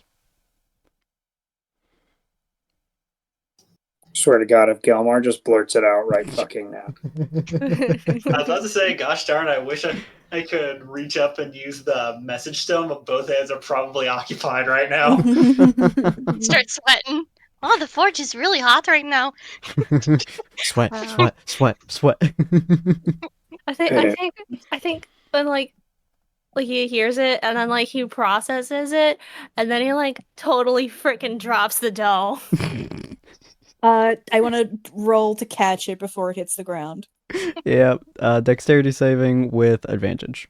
Because you were right there waiting for it. Yeah, I was waiting for him to freak out. A 15, yeah, you caught it. He's also much taller than you, so you got a good amount of space for it to fall before you can catch it. Nice catch. Oh, welcome back. Thank you. What kind of dough are you guys making? And she'll point this question to Rue. Oh, we're making circle bread, I think. Oh, what's circle bread?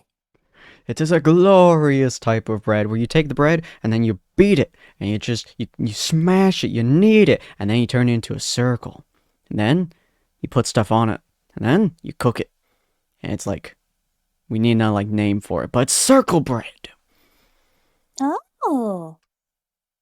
Dakota's just like standing there and his eyes are wide as they just like dart to everybody who's talking sequentially. Just looks like a Any of staggered them. statue. Yeah, There was a pretty small much. dent. There was a small dent in the countertop from how hard Gelmar's been hitting this. You swear it suddenly became an inch deeper. You can see him sweating up a storm. Whoosh. Whoops. Oh. Oh. Is circle bread new? Have you invented it recently? He has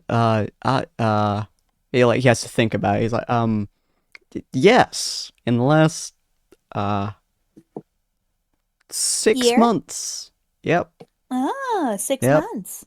yep, yeah, we've Oh. we've been refining it. Mm-hmm. That Oh. means it's new to Rue too. Rue, you should be getting in on this. And she'll offer the dough that Dakota was using to Rue. That's a wonderful idea. Yes, Rue, spin the circle bread. As long as it's okay, Dakota, I know you were working really hard on this one. Oh no, it's okay. You can have it. Dakota dropped it. He's forfeited it. Here you go. Yeah.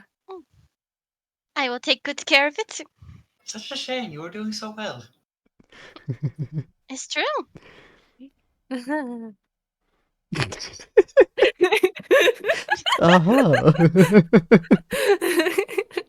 Oh, that's just Dakota. Yeah, classic rider. Classic crow. The barkeep is this guy. And Ania will turn to Dakota and Gelmar. The forge is very hot. If you two need to step outside for a little bit, I think Cyril and Sapphire are still out there. Yeah, it's getting a little warm here. Just I'm walk used down. I'm used to temperatures approaching. Hang on, 200 degrees. Never mind. And I probably should. He just says walking, following. Oh, have a good time. Yeah, you have fun. The forge We'll be smith back afraid momentarily, I of promise. the furnace. Oh, okay. True. Okay. See you later then. They'll help with festivities for sure, I assume. I just need a quick cool down. Yeah. Mm-hmm. That sounds like them. It does. You guys all step Yeah. outside, and Cyril's just Rook gives it standing like there. a little wave with a smile and then like goes back to like completely obliterating this bread. Aw. Yeah, Nia's watching and commenting. She's staying with Rue. Boosh! The moment that door is closed, Gelmar literally just says, I can't decide if that's better or worse than my suspicions. What the heck? Well, it, for lack of a better word, simply is. And we need to figure out a good way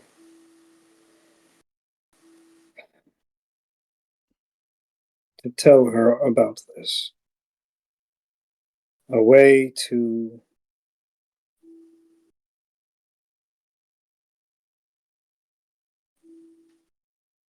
remind her so that as much pain as she is going to feel, and she will hurt. Does A she way that want isn't to going to know? incapacitate her for a long time, Sapphire states. Yeah. Exactly. Correct, Sapphire. The best idea I can come up with is to try and offer ourselves up as the family that's not exactly related, but still willing to fill the role. But how do you do that in a way that doesn't downplay the tragedy?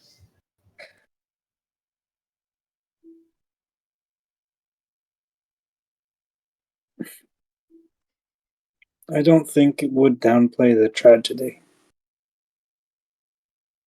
The hard part that we're all wrestling with right now.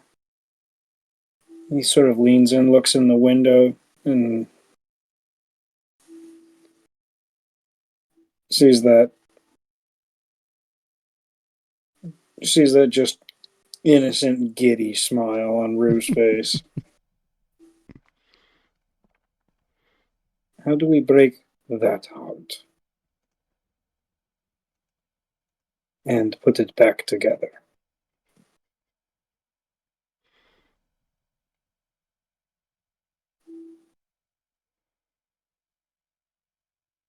It took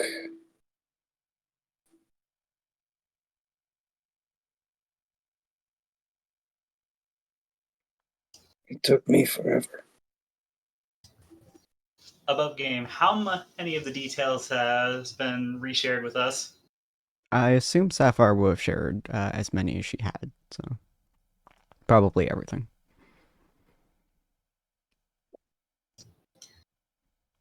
I'm going to wait for the official yes or no before I respond. Fair. Did you tell them pretty much everything you heard, Sapphire? That would Okay, take a long time for a message. I Everything. mean, to be fair, she could technically cast it multiple times. True. Yeah. Oh, I meant just a long time to say it in general. Explains why Dakota and Gilmore were shell shocked, just standing there. Just like the fuck, Yeah, the that's fair. fuck, the fuck, and then more information goes. They go, the fuck, the fuck. Well, Okay. they said that they removed the grave, but do you think that they kept it somewhere? Perhaps I could be a passable starting point. Someone might remember where it is. I don't think anyone would have taken the time to exhume the body for no reason. No, I mean the headstone itself. The You headstone hear, itself. you hear a small distance away from you. Same place we put the brothers' headstone. Oh, to Ahead turn of us? star play. You guys see that the sheriff just standing there with leaning against his wall with the wheat seed in his mouth still. Who are you? Sheriff, hold on, let me find his name. I have his name here. Where's his name? Hold on just a moment. To sort through. Edric. Name's Edric. Mm. Edric Thorne. Pleased to meet you. Sheriff of I'm this standing town. there. Oh, I stand here quite often. There's a good, valuable vantage point. You guys do see, you can see most of the town from just where he's standing. And so he's just kind of watching things as he talks. And he's just like, it's a good place I stand most days. You said you know where the tombstones are? Indeed. I have her brothers in my house.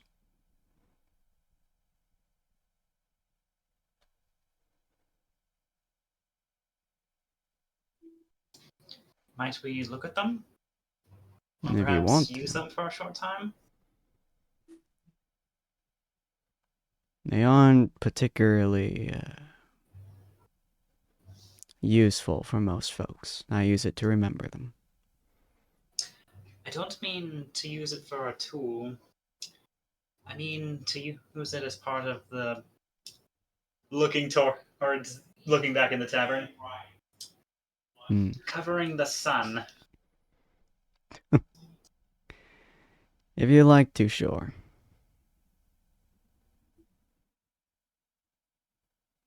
Don't break her heart, yeah?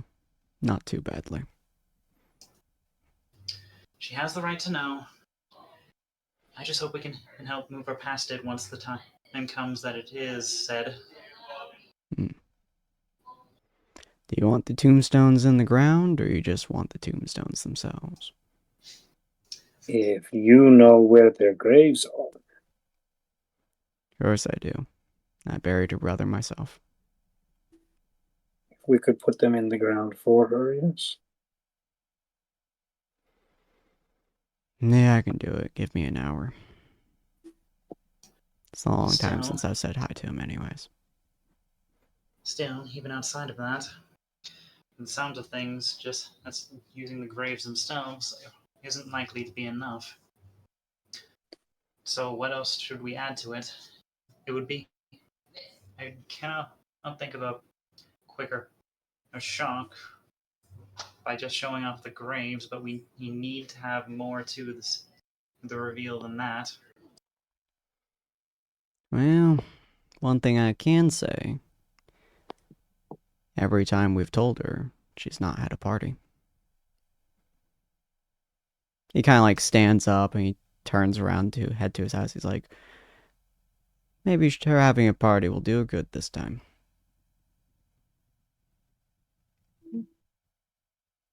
How exactly are we planning to do this? Well, it seems cruel to have the party and then show her.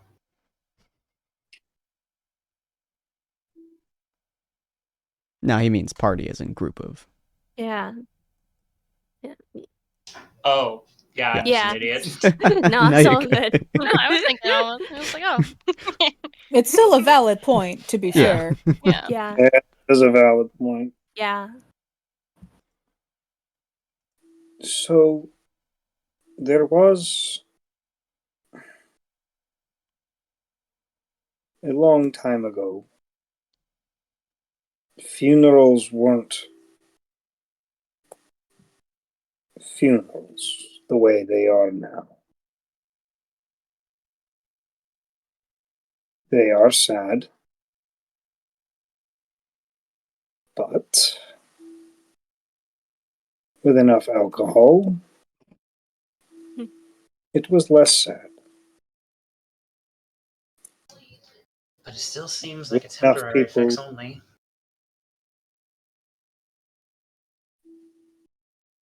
Think, loss like this never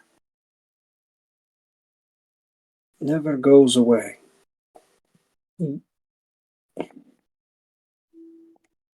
It will always be there in the back of her mind. And anytime she thinks about it, she will feel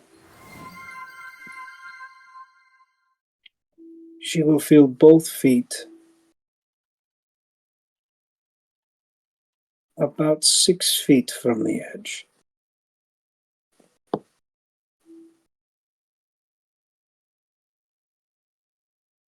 And for the rest of her life, 6 feet won't feel that far down.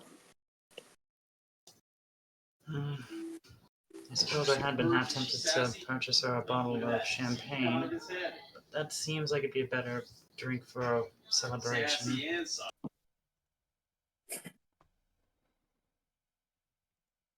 think, uh, that Rue's always the type to want to celebrate life rather than mourn death. I think what we might want to do is try to remind her of that. I think a lot of what makes her feel so bad about it when she realizes it is the fact that she spent 60 years not knowing about it. So she probably doesn't want to remember that. If that makes sense. I suppose. Sorry. Yeah. Maybe, No, it's all good. maybe if we ask her to show us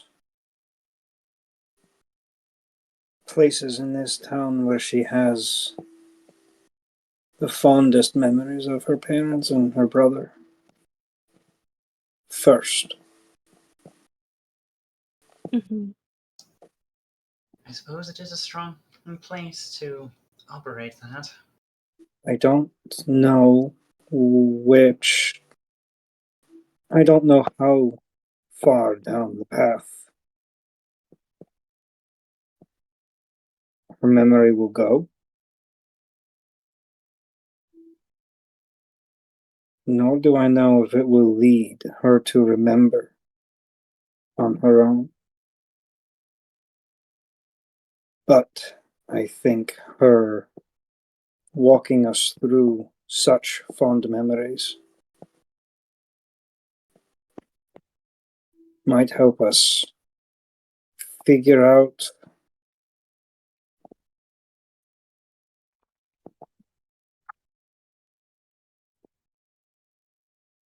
And then ending at the graves, Sapphire says. that actually might be the best way to do it. I can't think of anything better. Neither Unless, can. I don't want to drag this out. I how is it that humans celebrate the lives of their loved ones? let's see, when I was young it was a lot of drinking. And a lot of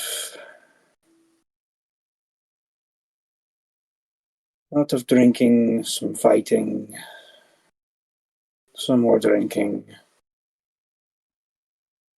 And then come the morning, usually the hangover hurt more.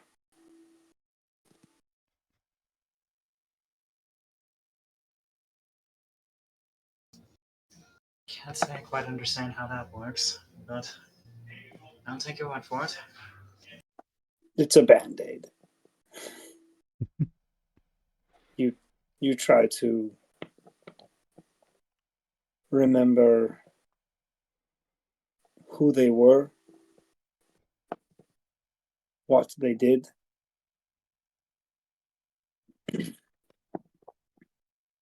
and where they were going. You see, we always knew that those of us that led heroic lives, yes, Sapphire, those two. And the times we spent with them, Sapphire says. We always knew those of us who led heroic lives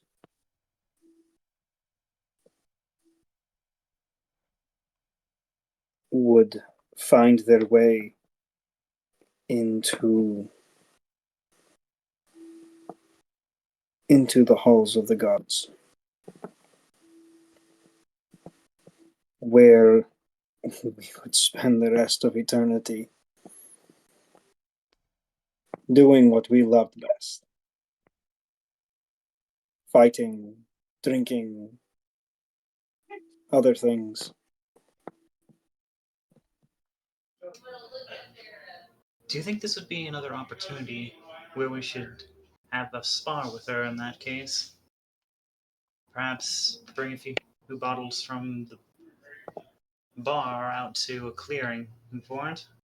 Seems the best way to have a fight if that's the case. That would depend on her.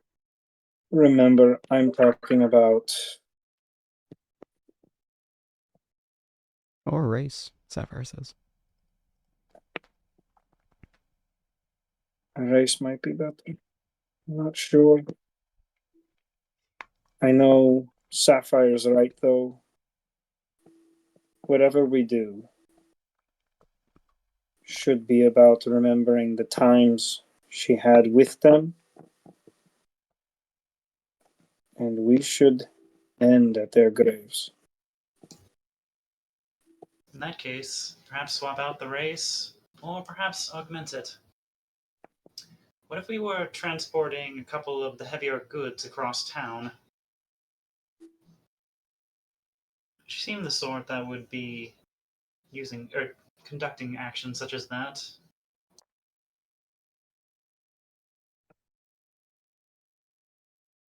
Maybe.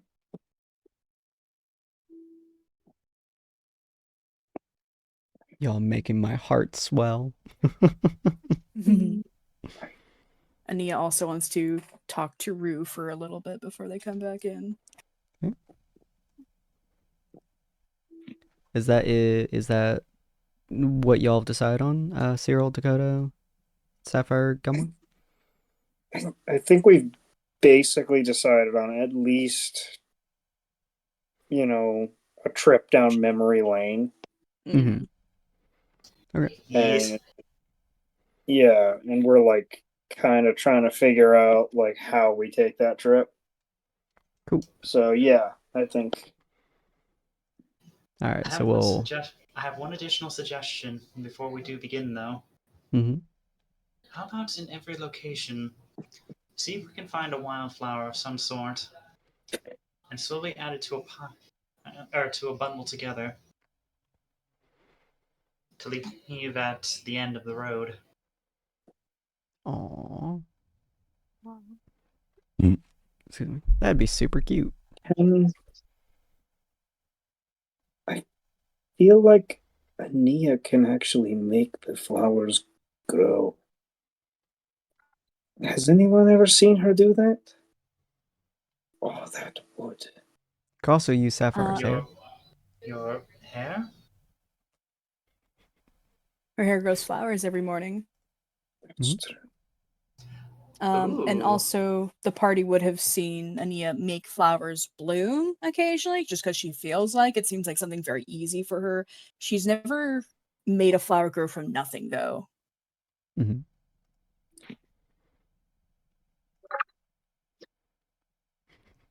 Interesting. Okay. So with that in mind, we're going to transition over to Ania and Rue while the group is talking outside.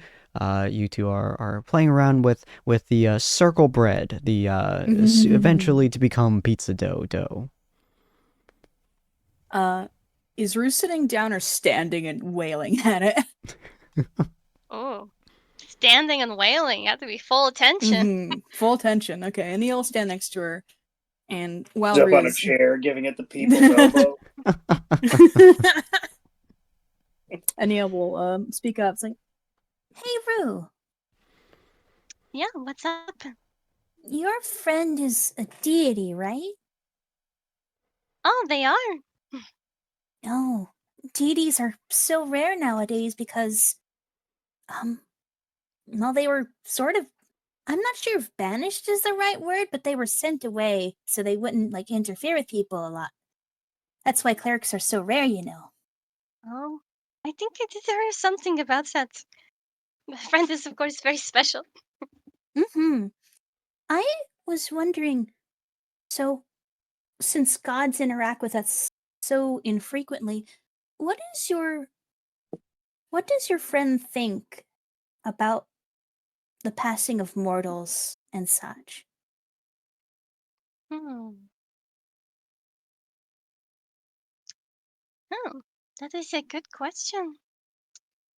She will think. What does the friend think? I think. You would kind of know, to the best of your knowledge, and this is actually where your subclass comes from too. They want you to lead a fulfilling life and then accept death when it comes. Right. For yourself. He doesn't really have anything for other people.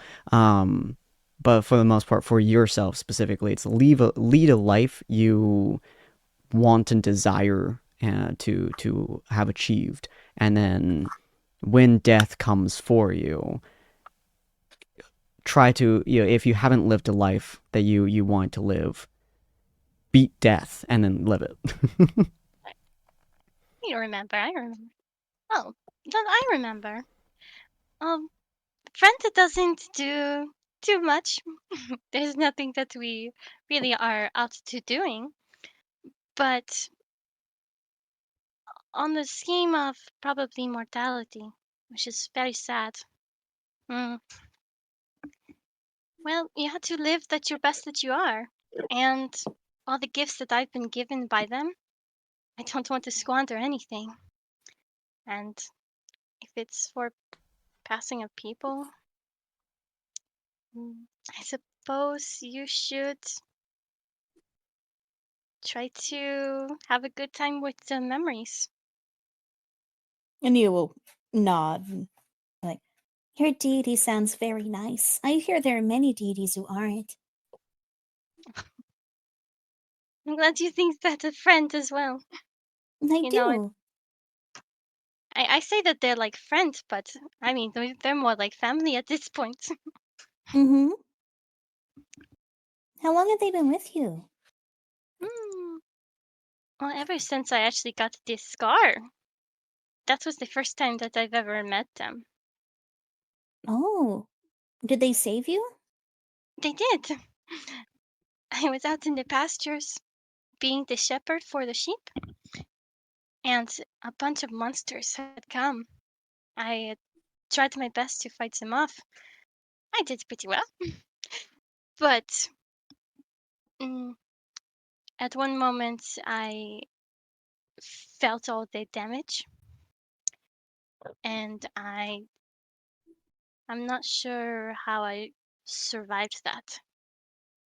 But when I woke up, it became apparent that with all my parents here, and they were saying that it was friend, and I felt something of their presence. And I knew that that was them who had actually saved my life at that last moment. Oh, They're very good. do you know their name? No, I don't. No, that's kind of unfair. Oh, I don't think so at all. Well, I they know really, your name. that is true. I can understand. But they've always just been friend to me, and I just, I guess that's the only thing that I really care for is that they're still here. That is very important. If they decided Okay. to call themselves Bob, I think that it would be fine too. I think that would be a lovely name. It's very simple. Well, they can choose to be whatever they want to be, I suppose. But staying with me for so long, I mean, I care That for means them. above that means above all they've chosen to be your friend. That is true. It is true. and Neil will quiet down and continue watching unless Rue chimes in with anything else.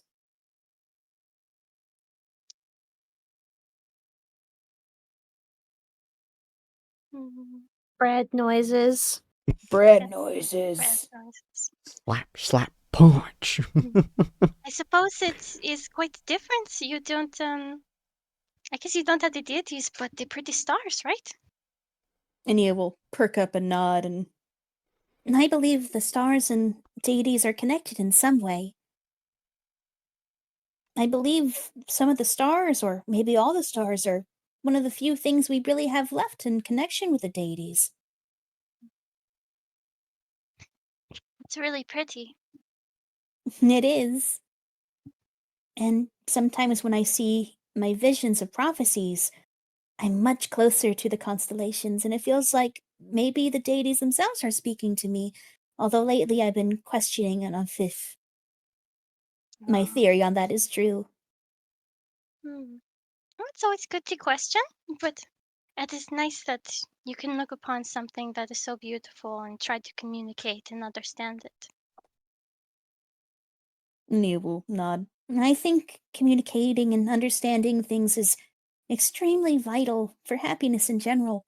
Druids themselves, they can communicate with plants and animals, and they choose to understand even things that others would see as monstrous.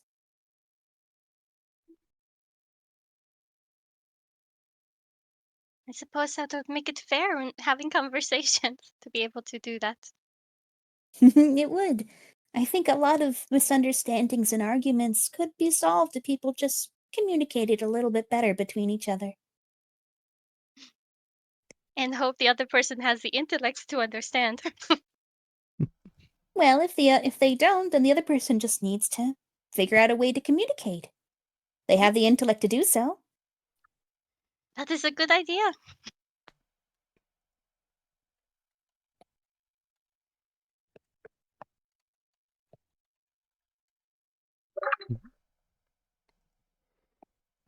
You will go quiet again. Cool.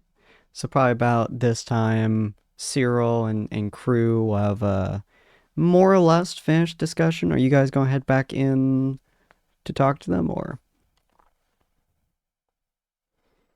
You mean to Ania? To Nia and Rue.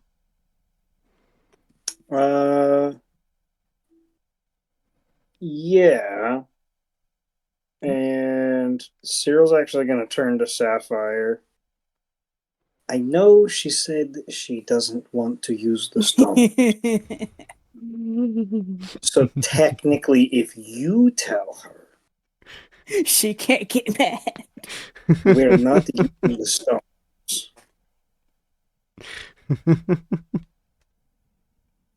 Using Sapphire's brain instead of sending stone, just like, ha, I got him. You can't complain.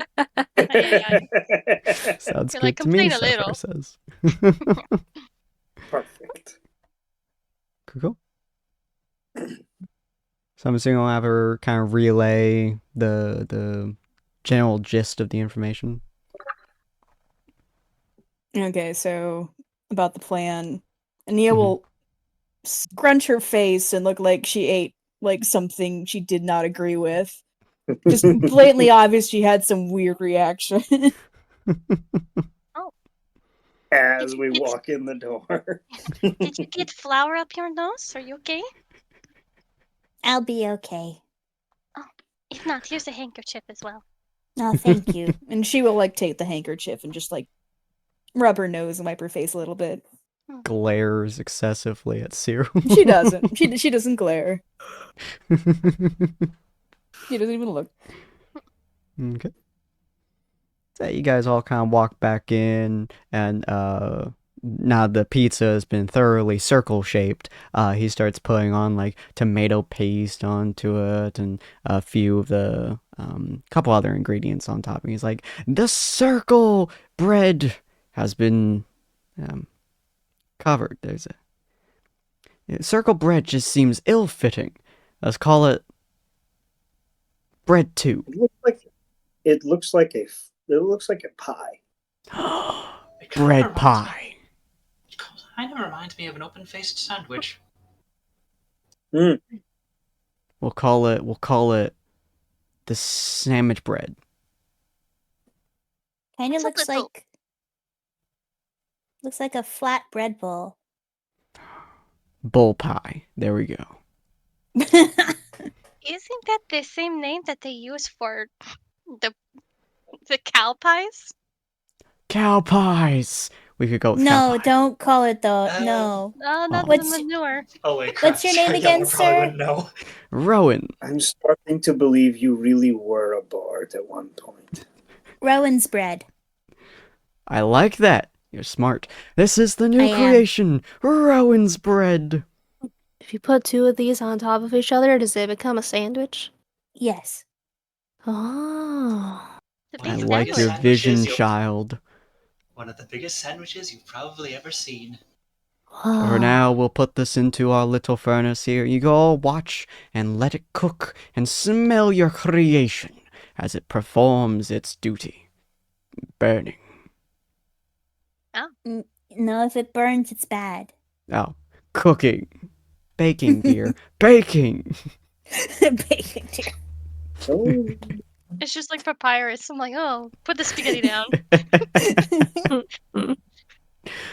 She kind of like puts it to the into the furnace basically. It just starts to It's like a wood oven, not wood oven, a stone oven kind of deal that they also use as a inside furnace. And she heads into the back to prepare all the stuff, and he kind of like just starts rinsing some cups and wiping it down with a cloth and stuff as he watches you guys. Welcome back. Yes. Guys had a Ooh. good time? Yeah. Well, actually, it occurred to us we don't actually know anything about your time as a child, except for, obviously, that time that you fought off those timber wolves. Before you left here, maybe you could show us around. I'll show you around the town. Oh, that's totally Well, fine. I want to know more about your family. You know, There's not too much to tell. there has to be some places around town where there are fond memories of things that you all did together. Oh, your favorite places. Oh. I suppose there are some places that I view more highly. She like Yes. perks her head up and like is thinking about. I would love to see those. As a matter of fact, I'd imagine we probably would be able to circle back around here around the time that rowan spread's finished. Mm. Definitely don't want to finish off with that pie. The pie, the Rowan's bread will be waiting for you. No worries on that. Well, I suppose if you aren't bothered at all, we could definitely go and take a trip. It would be a lovely opportunity to. It would be a lovely opportunity to orient ourselves here. And who knows? Maybe we'll run into your family members on the way. Use the immersive experience, miss. Oh, well, don't mind if I become a chauffeur, as they say. Tour guide. Oh, just a tour guide. Yeah. So you all just kind of start funneling out, I believe. She'll skedaddle out of the tavern. Taking a look left and a look right. She says, well, this one place, it has the pastries for the mornings. One of the only places that has sugar on the top of the pastries, besides this tavern. She'll start walking towards the places she's talking about. Nice, nice. It's a pretty nice small little bakery. It primarily deals with very small pastries, and they use very little amounts of sugar as they do have to import it from a different farm. But they usually stock up quite a bit on it. So there's quite a few pastries in there, and it's a pretty nice interaction. Did you have a favorite? It's in these locations, he said, as looking over the items on display as they pass. Oh, I suppose my eyes are always drawn to the cinnamon little wolf tails that they have. She like points over through the glass to the tiger tails with cinnamon. The dude behind the counter like grabs one of them, puts it in front of you. He's like, "There you go, ma'am." Oh, thank you so much. Here, she'll pull out her money. He shakes his hand. He's like, "No worries, no worries. For you, it's on the house." Oh no, I couldn't do that. Here. Gently take it. About two copper. Rue, it's your birthday. Let me take care of payments. And he says as he hands you the 2 copper back. Oh yeah. His own 2 copper. We appreciate it. Oh, Hjalmar. Oh, okay. Next time though, I'll get you something else. This whole party's terrible at taking gifts.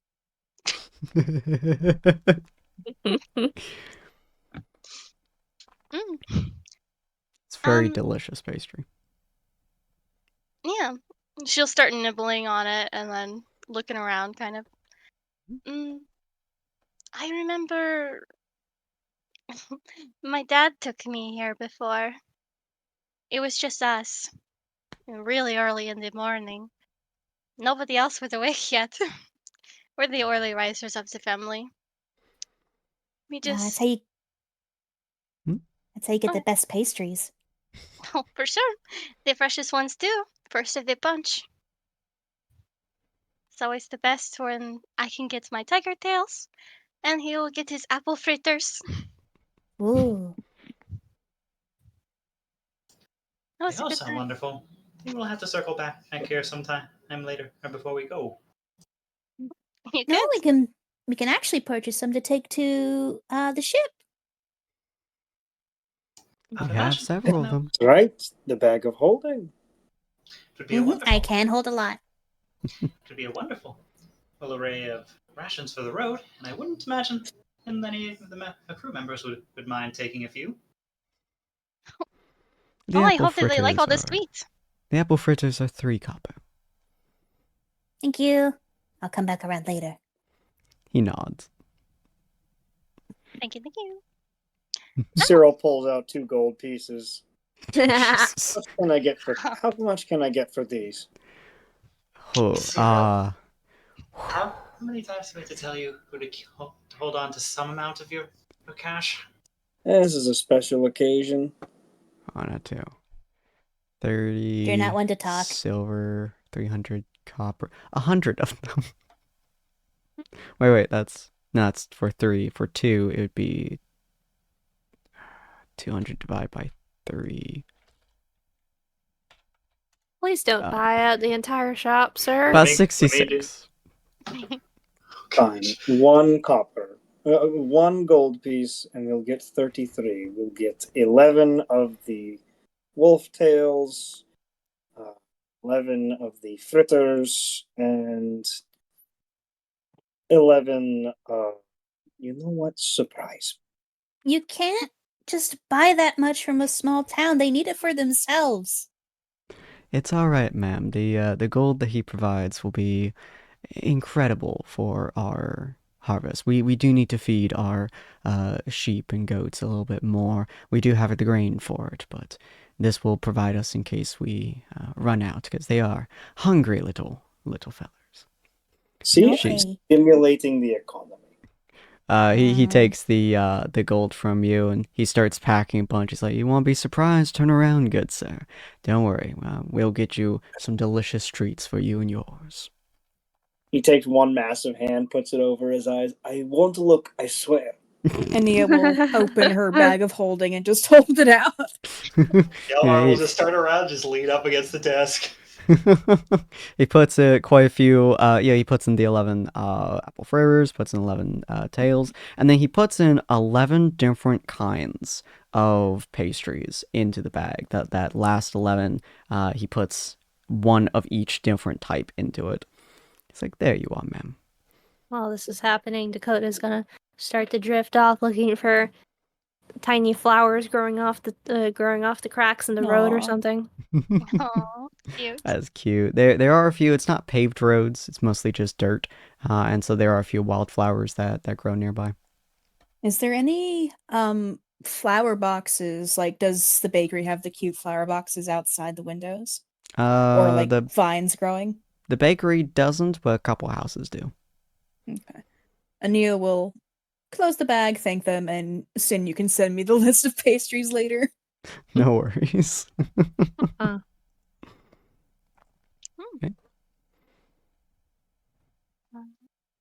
Riz like already finished up with her donut. Donut. Wow, Donut. Wolf tail.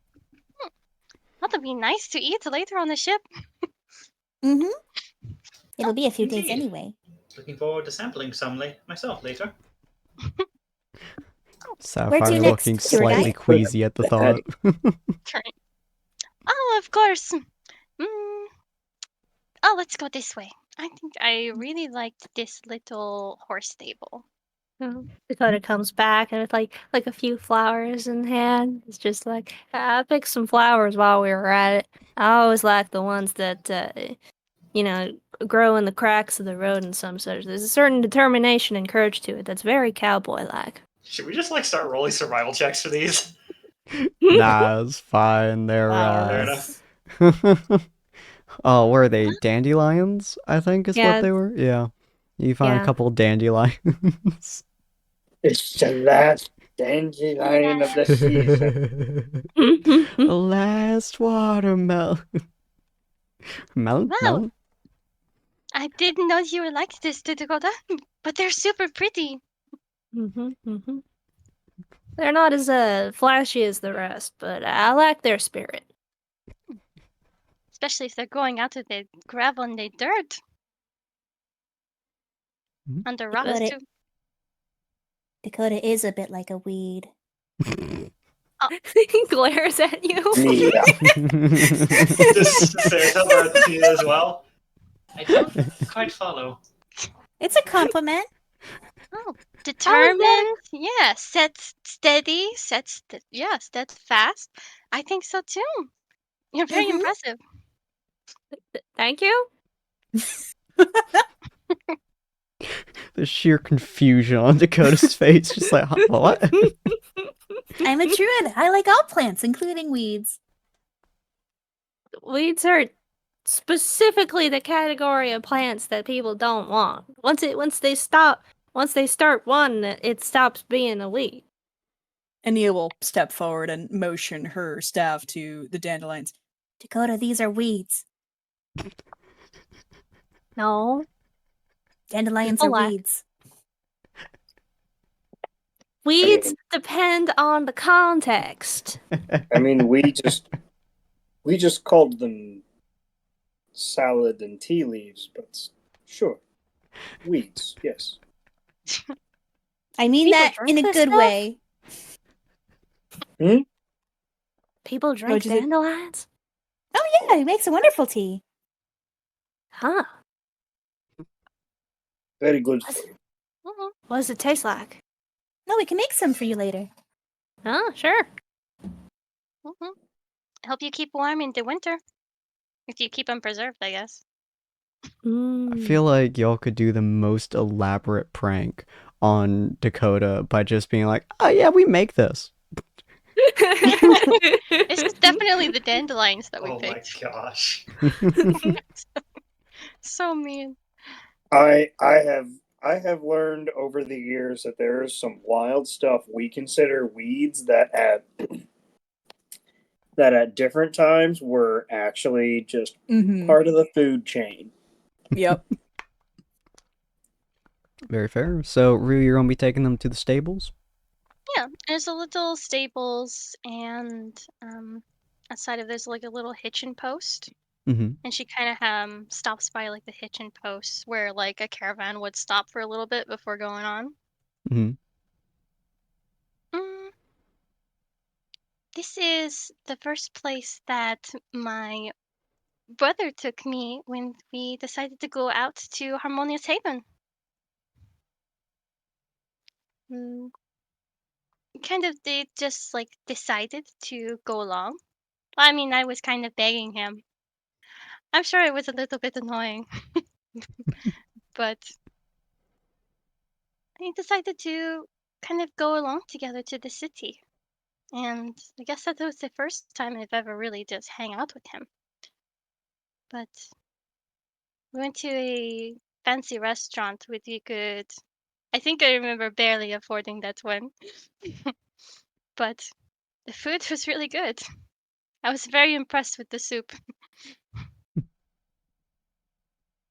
Well, we can visit it next time we go back to Haven. Yeah, I think it's been a while. What was your brother's name?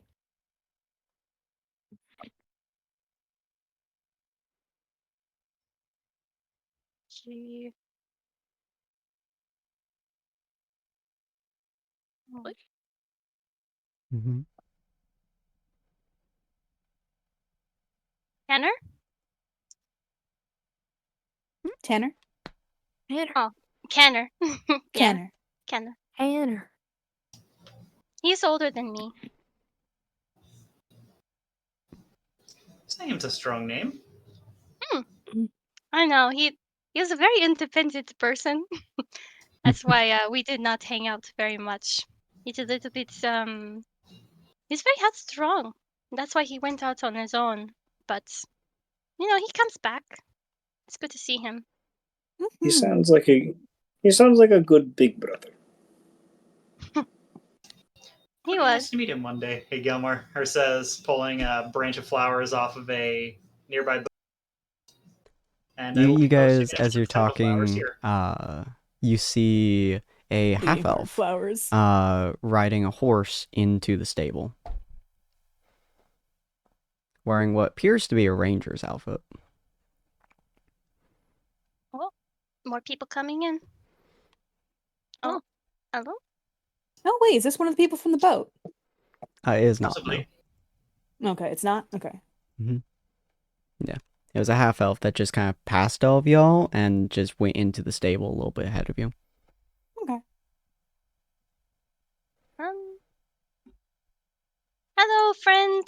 Traveling on? Like, Mhm. she's kind of perking up and saying, it's her brother or something. It's a female half elf, actually. Oh.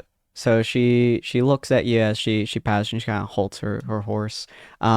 She is decorated in all kinds of charms and feathers all over her. She has stunning, like really bright blue eyes. Like they're a very odd shade of blue, but they are just almost a sea, almost like sea green, blue, teal kind of a color.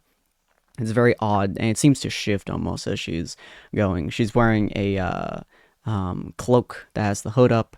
As she is slowed down, she kind of pulled the hood up. She has like stunningly white hair and a couple arrows and a bow on her back. And she looks and is like, "Oh, well, hello there. I don't think I've seen you folks around here." We're just passing through. Ah, as am I. Indeed. Where are you off to? Well, I have recently come from the Dwarven Mountains. I went down to get a job from the guild, and I am currently off on my way over to the Elven Forest in Elysian Glade. The Iron Peaks? It's quite the trip. Indeed. I am I suppose you can call me a healer around. I use nature in order to help people. And the Iron Peaks, they had some difficulties with some of the wars that's been raging between the orcs that come up there and the Goliaths. So I put in my helping hand. Nia will perk up and be like, Oh, I'm a healer of sorts too. I'm a druid. We're also going to Elysian Glade. Ah. Druid, I see a few of you every now and again. It is nice to meet you. She does a half bow on her horse. It's nice to meet you too. Maybe we'll run into each other on our questing over there. Indeed. My name is Alara, but you can just call me Z. Oh, It's very nice to meet you. I'm Ania. Gilmore. Cyril. Odorata. true.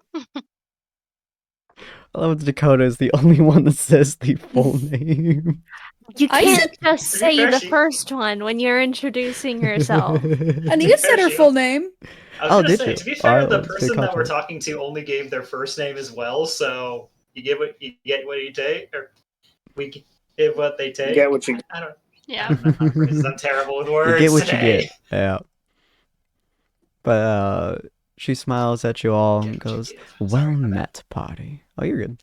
Well met, party. I'm certain I will see you over in the glade. There are many wonders of nature to explore down there. Indeed. We've heard some stories. Aye. Well, I tell stories to the children all the time. I've stopped here to get a bite to eat, a place to sleep before the journey continues. And the stable hand here is always so sweet to my horse. She kind of pats its neck. I hope that we see you again in the future. As I hope to see you. And she rides it further into the barn. And he is in a much better mood now.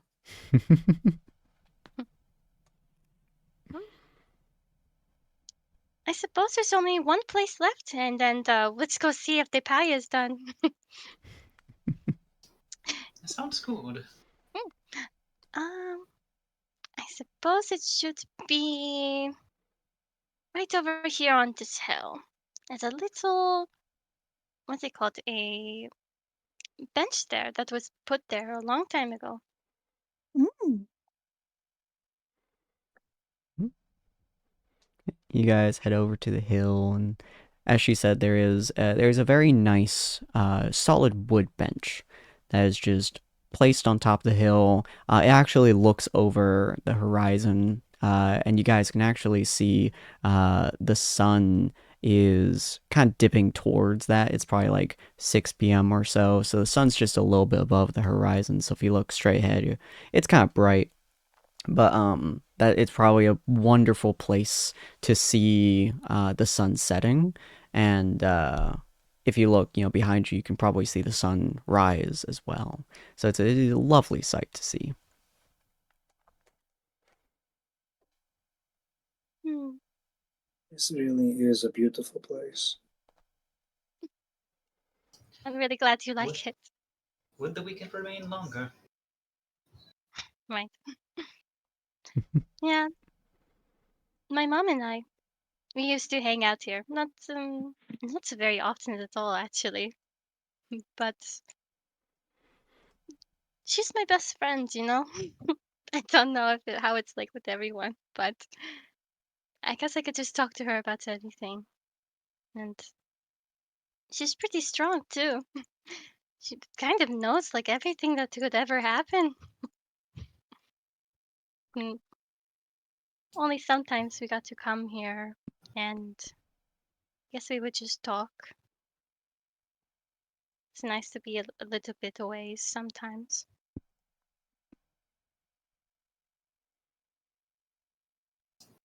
Away from the town? Mm,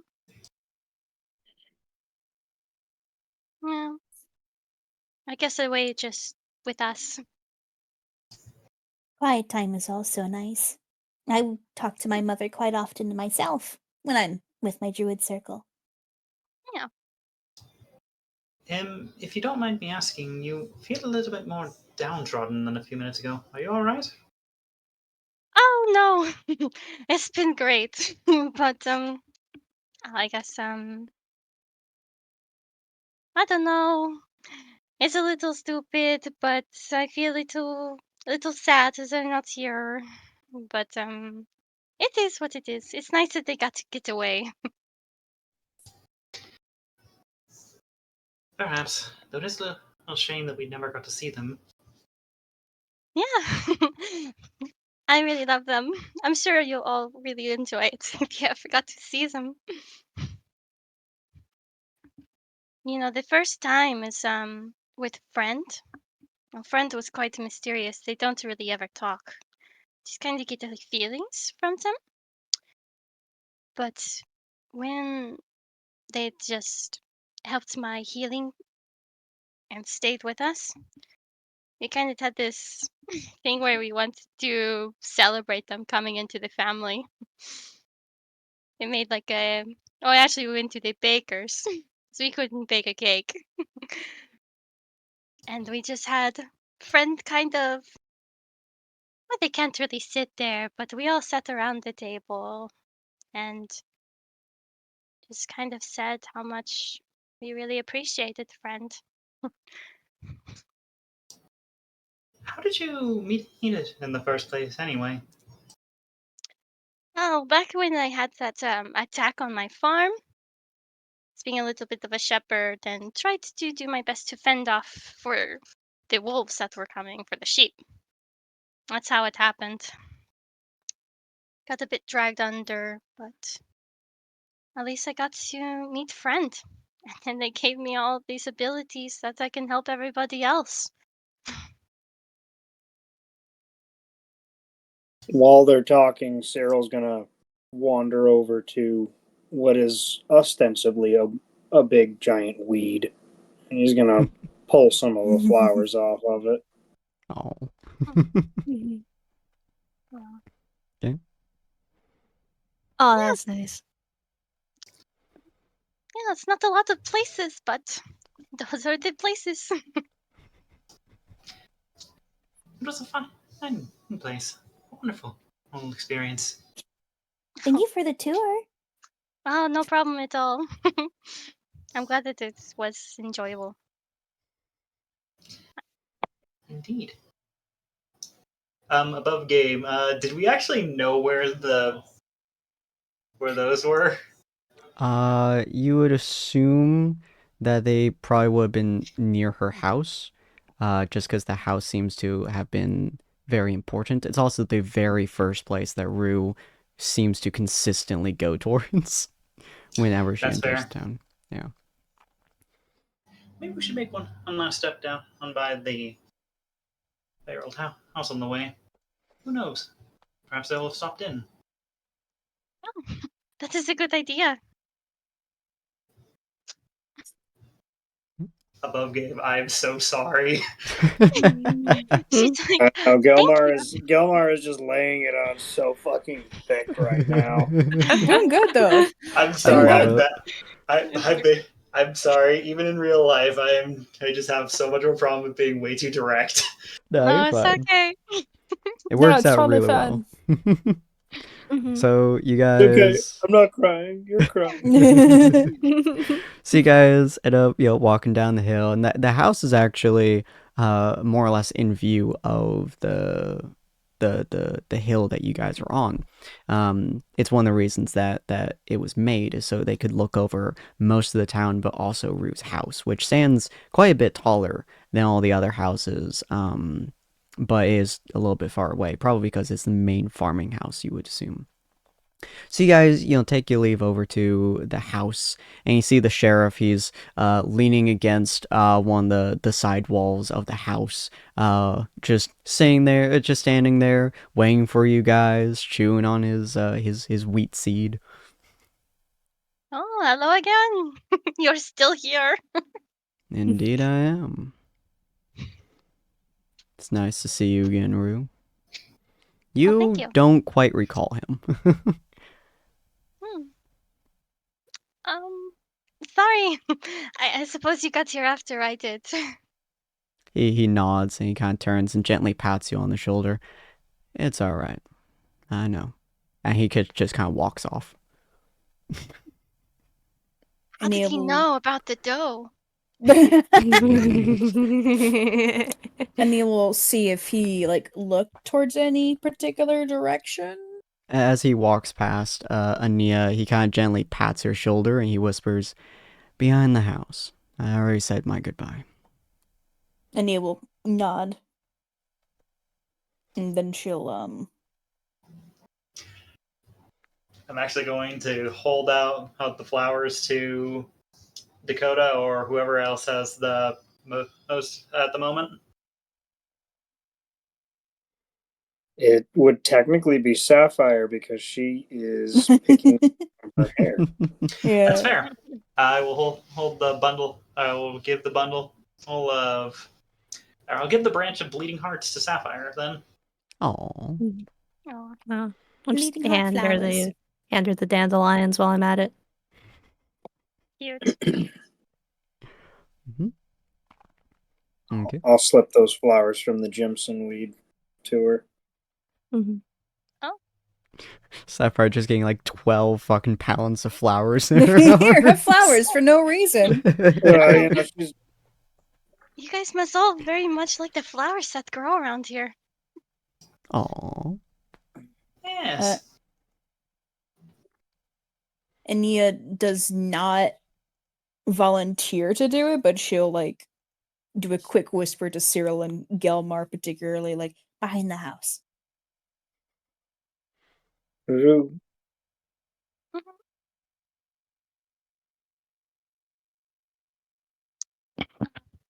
Yeah.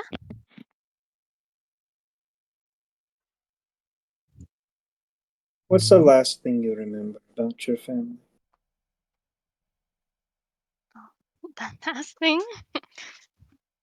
Yeah, before you left.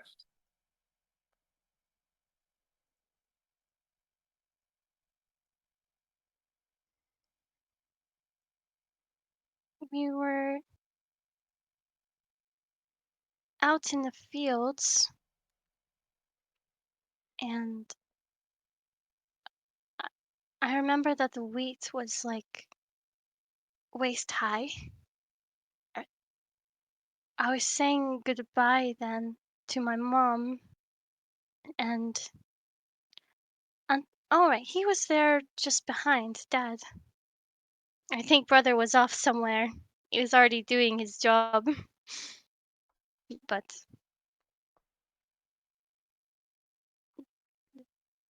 they were rushing me off to go back into town. I guess they had it fine with the harvest. Real quick, roll me a wisdom saving throw.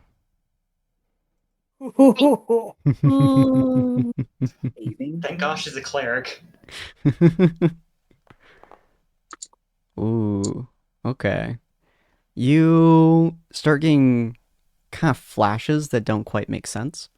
Uh, like as you're talking, every now and again, like you have a really hard time remembering this spot in your memory. Like you often tend to force memories to stick if you really want them to. But there are also times where like you will just randomly get flashes of memory. And so while you're kind of recounting the memory you forced to stick in there, and you're kind of talking about him, your dad being there, you get a flash where he's not, and then you get a flash of your brother standing behind your mother, and then you get a flash of nobody being there, and you just heading into town. And then it's a flashback to your mother talking to you while your dad is there and your brother's not there, and it flashes every now and again to a different stage. She then starts to flounder her words a little bit, saying, oh no, I guess he left me at the gate. Are you okay? Oh no, it's just the memory stuff, but I'm sure I saw them here. Mm. If you say so. Gelmar says, turning his head towards the sideway past the house. Or Rue, I want you to come with me. I'm going to show you something.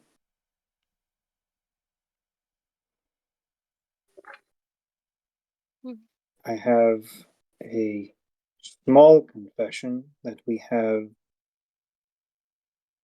learned something today. oh, And we have been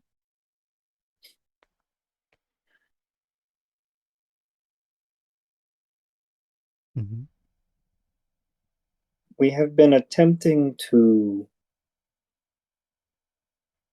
figure out. Nia will sort of look at Cyril and see if he wants to tag her in.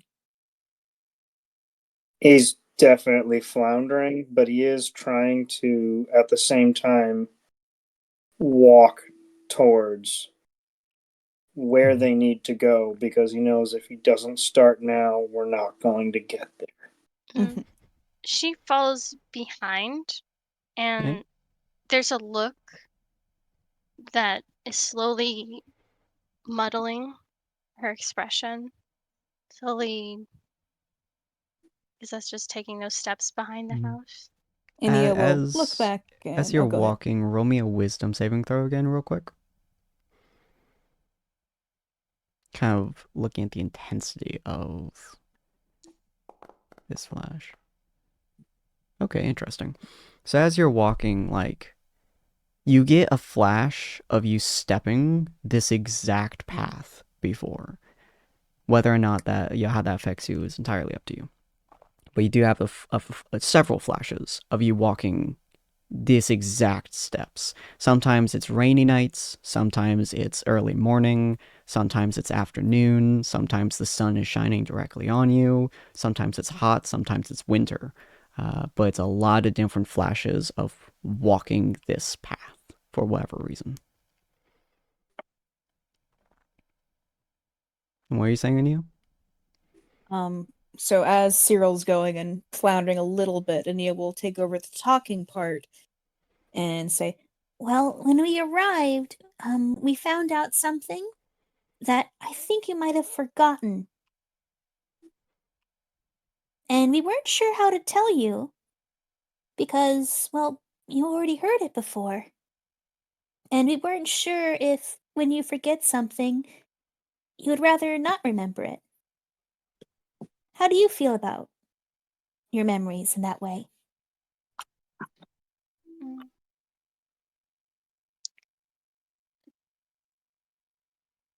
I-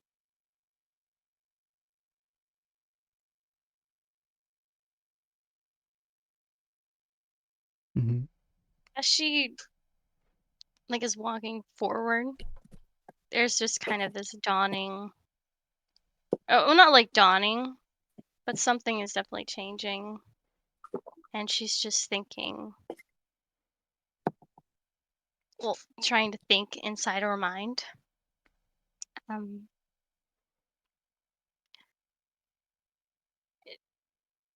I guess been. It's been a little different, but the words are kind of stumbled out.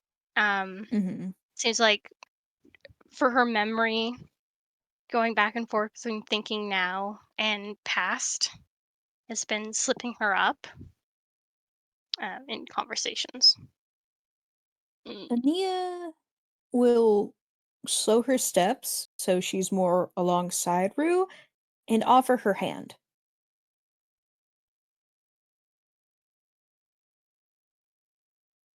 Aww. There's this kind of like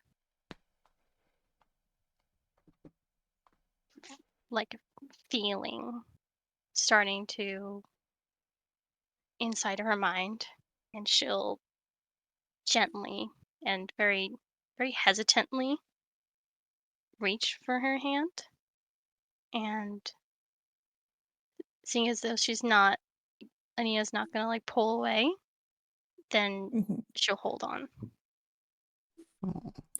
Nia will not pull away. That would be awful. But she does hold on, and she gives it a little squeeze, and sort of trying to help her focus or distract her even a bit. It's like, You have some memory problems, which is why you use your book and all. If you forget something important, even if it hurts, do you think you would want to remember it again?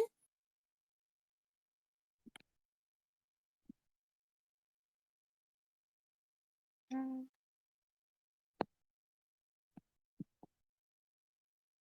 I feel like I should. You, well, who tells you you should?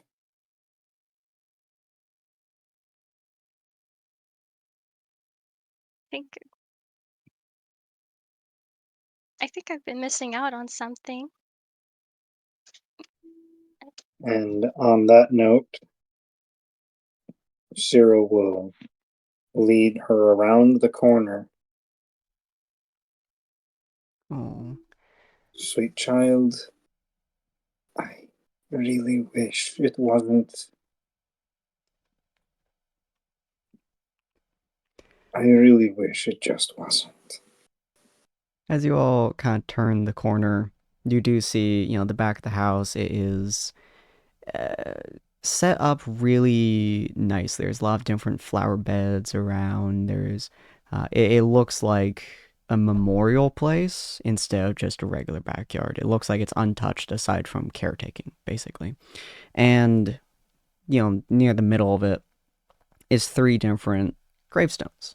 Two of them right next to each other, almost touching, and another one couple feet to the left.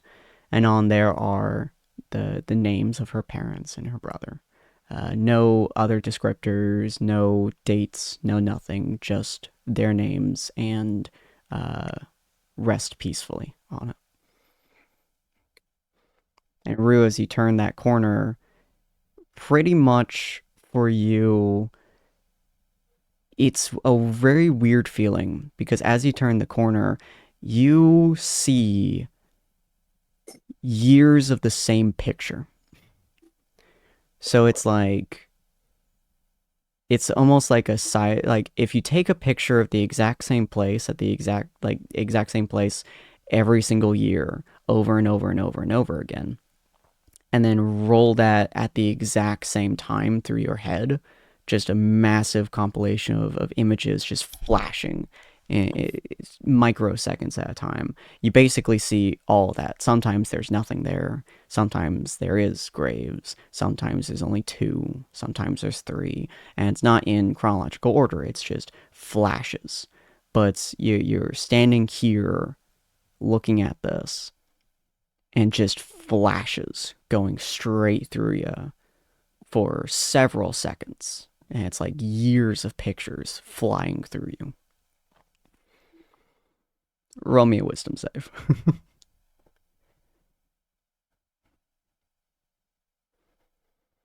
Can I give... I'm not looking at what rolled before I asked this. I'm not looking. Can I roll guidance? For this one specifically, I'll say no. That's totally fine. Yeah. So with that 15, it hurts.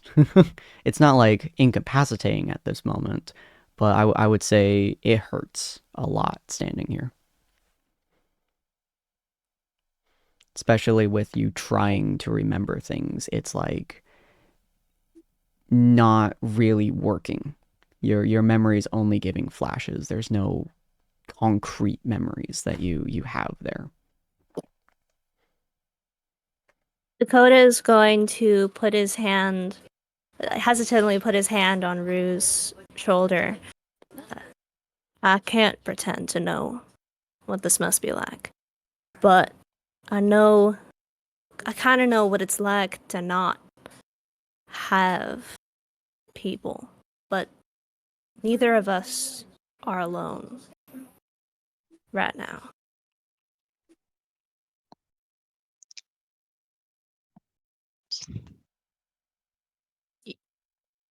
Your beliefs, what your friend tells you, it's all about living life to the fullest with everything and just making sure you have the most full life possible. So I don't know much about that, but I think that they would want you to celebrate everything that you have had and have and will have. You know? She stares forward, and that feeling clicks inside her mind.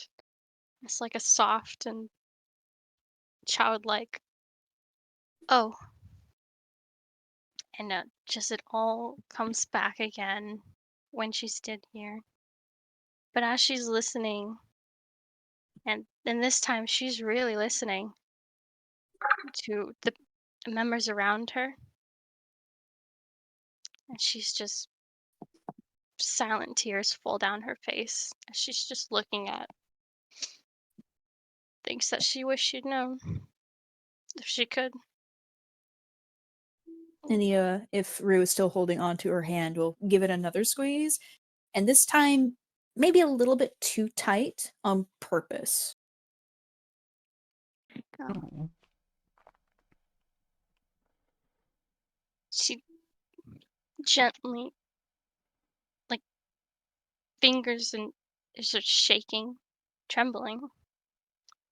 She takes the bouquet from Sapphire and then just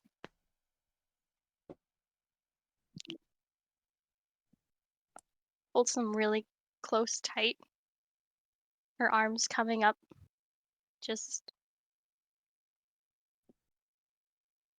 not sure if she can really hold on to these people that have just been with her the whole time. Strangers, kind of, but still teammates. And she sort of tentatively wants to still reach out and hold on a little tighter, if she can. No. Cyril's gonna bend down on on one knee so that he's at least roughly eye level, and he's gonna grab the one empty hand and sort of just pick it up and hold it between both of his hands.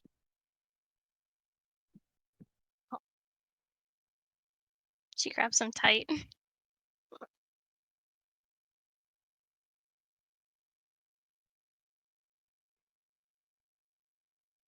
It is the hardest thing.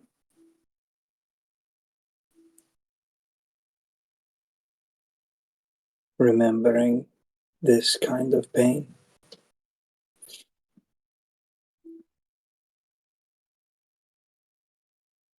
But as everyone here understands,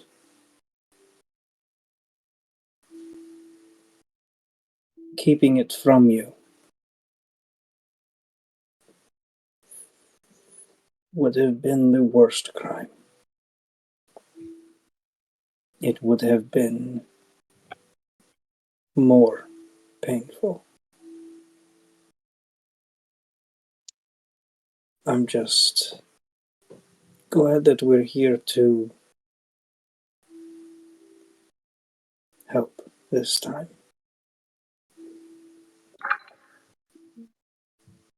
Tears are like rivering just down her face as she doesn't say anything, but eventually just whispering out, just thank you so much. I'm so sorry, but thank you. He's gonna turn slightly back towards the graves and then look back at her.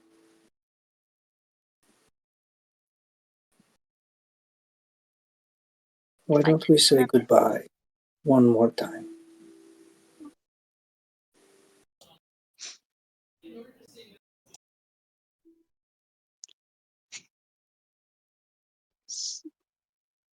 She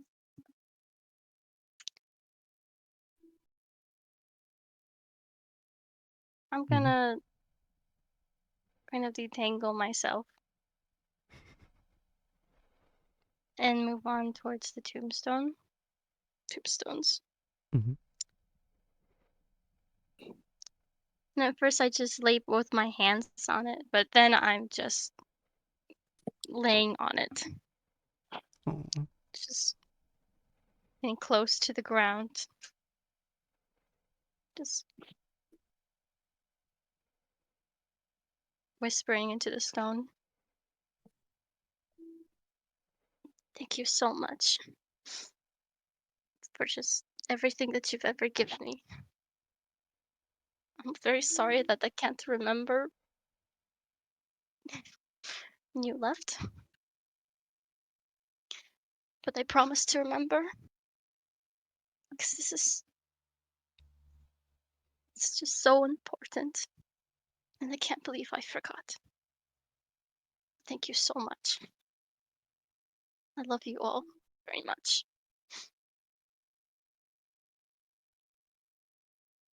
And Nia will step forward, and she's going to very gently tap the ground near the graves with her staff. And she's going to do Druidcraft, which lets her create an instantaneous harmless sensory effect. Mhm. And it's going to feel like warm sunlight. Aww. Aww. All right. Well, with that, unfortunately, we are going to have to end this episode, as I do have to have dinner here soon. But God, you guys fill my heart up with glee. Jesus Christ. Mhm.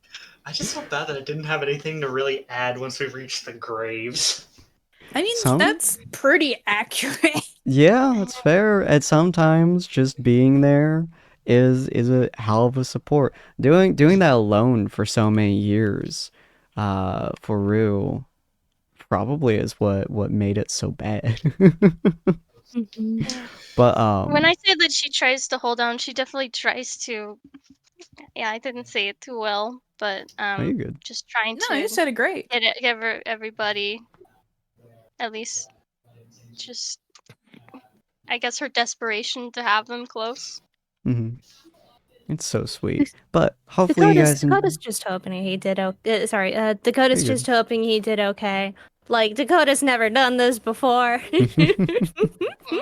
Well, hopefully you Definitely. guys had a lot of fun. Hopefully you guys enjoyed this episode. And you know, we are a lot of role play in our stuff. I really enjoy your group's dynamic and interaction with each other. And like you guys found out about Ruth's history, immediate went, we gotta do this so nice to her. Such a sweet bee, and I love it. You guys are a fantastic group, so I do appreciate you guys being here. As always, if you guys have not already, go follow Storyestry. She is a wonderful, wonderful streamer, and I do always appreciate having her here, as well as go follow Colty's Tumblr, because she does all the art for this channel, well, almost all the art for this channel. Gelmar's picture and our emotes are the ones that Gelmar's done his picture, and then Wally did his emotes. So go check out everyone's stuff. They're all inside of the stuff below. And I think we're going to do a raid today. So as always, if you guys have not already, go check out our other content. But feel free to grab the top message if you are subbed, the bottom message if you are not. And we're going to be raiding, or are we going to raid today? If I can copy my goddamn message on. Nope. I can do it. I can do it. It's always such a small thing. Okay, so we are going to be raiding. I think we're going to raid my friend Lissa.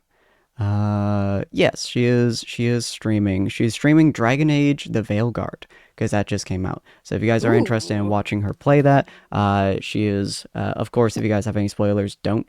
But she's been waiting for this game for a decade, so she's super eager to play it. So we're gonna go ahead and follow her. A little bit of that D&D vibe that we're kind of bringing through. So feel free to send some love her way. So we're gonna do that raid. Assuming that it lets me. Oh, it does. Sweet. Some issues there. And of course, thank you everyone for joining, and we'll see all of you fine folks next week, Friday, 6 p.m. PST, as always. Bye! Bye. Bye. Bye-bye. Take care. Bye. Bye bye.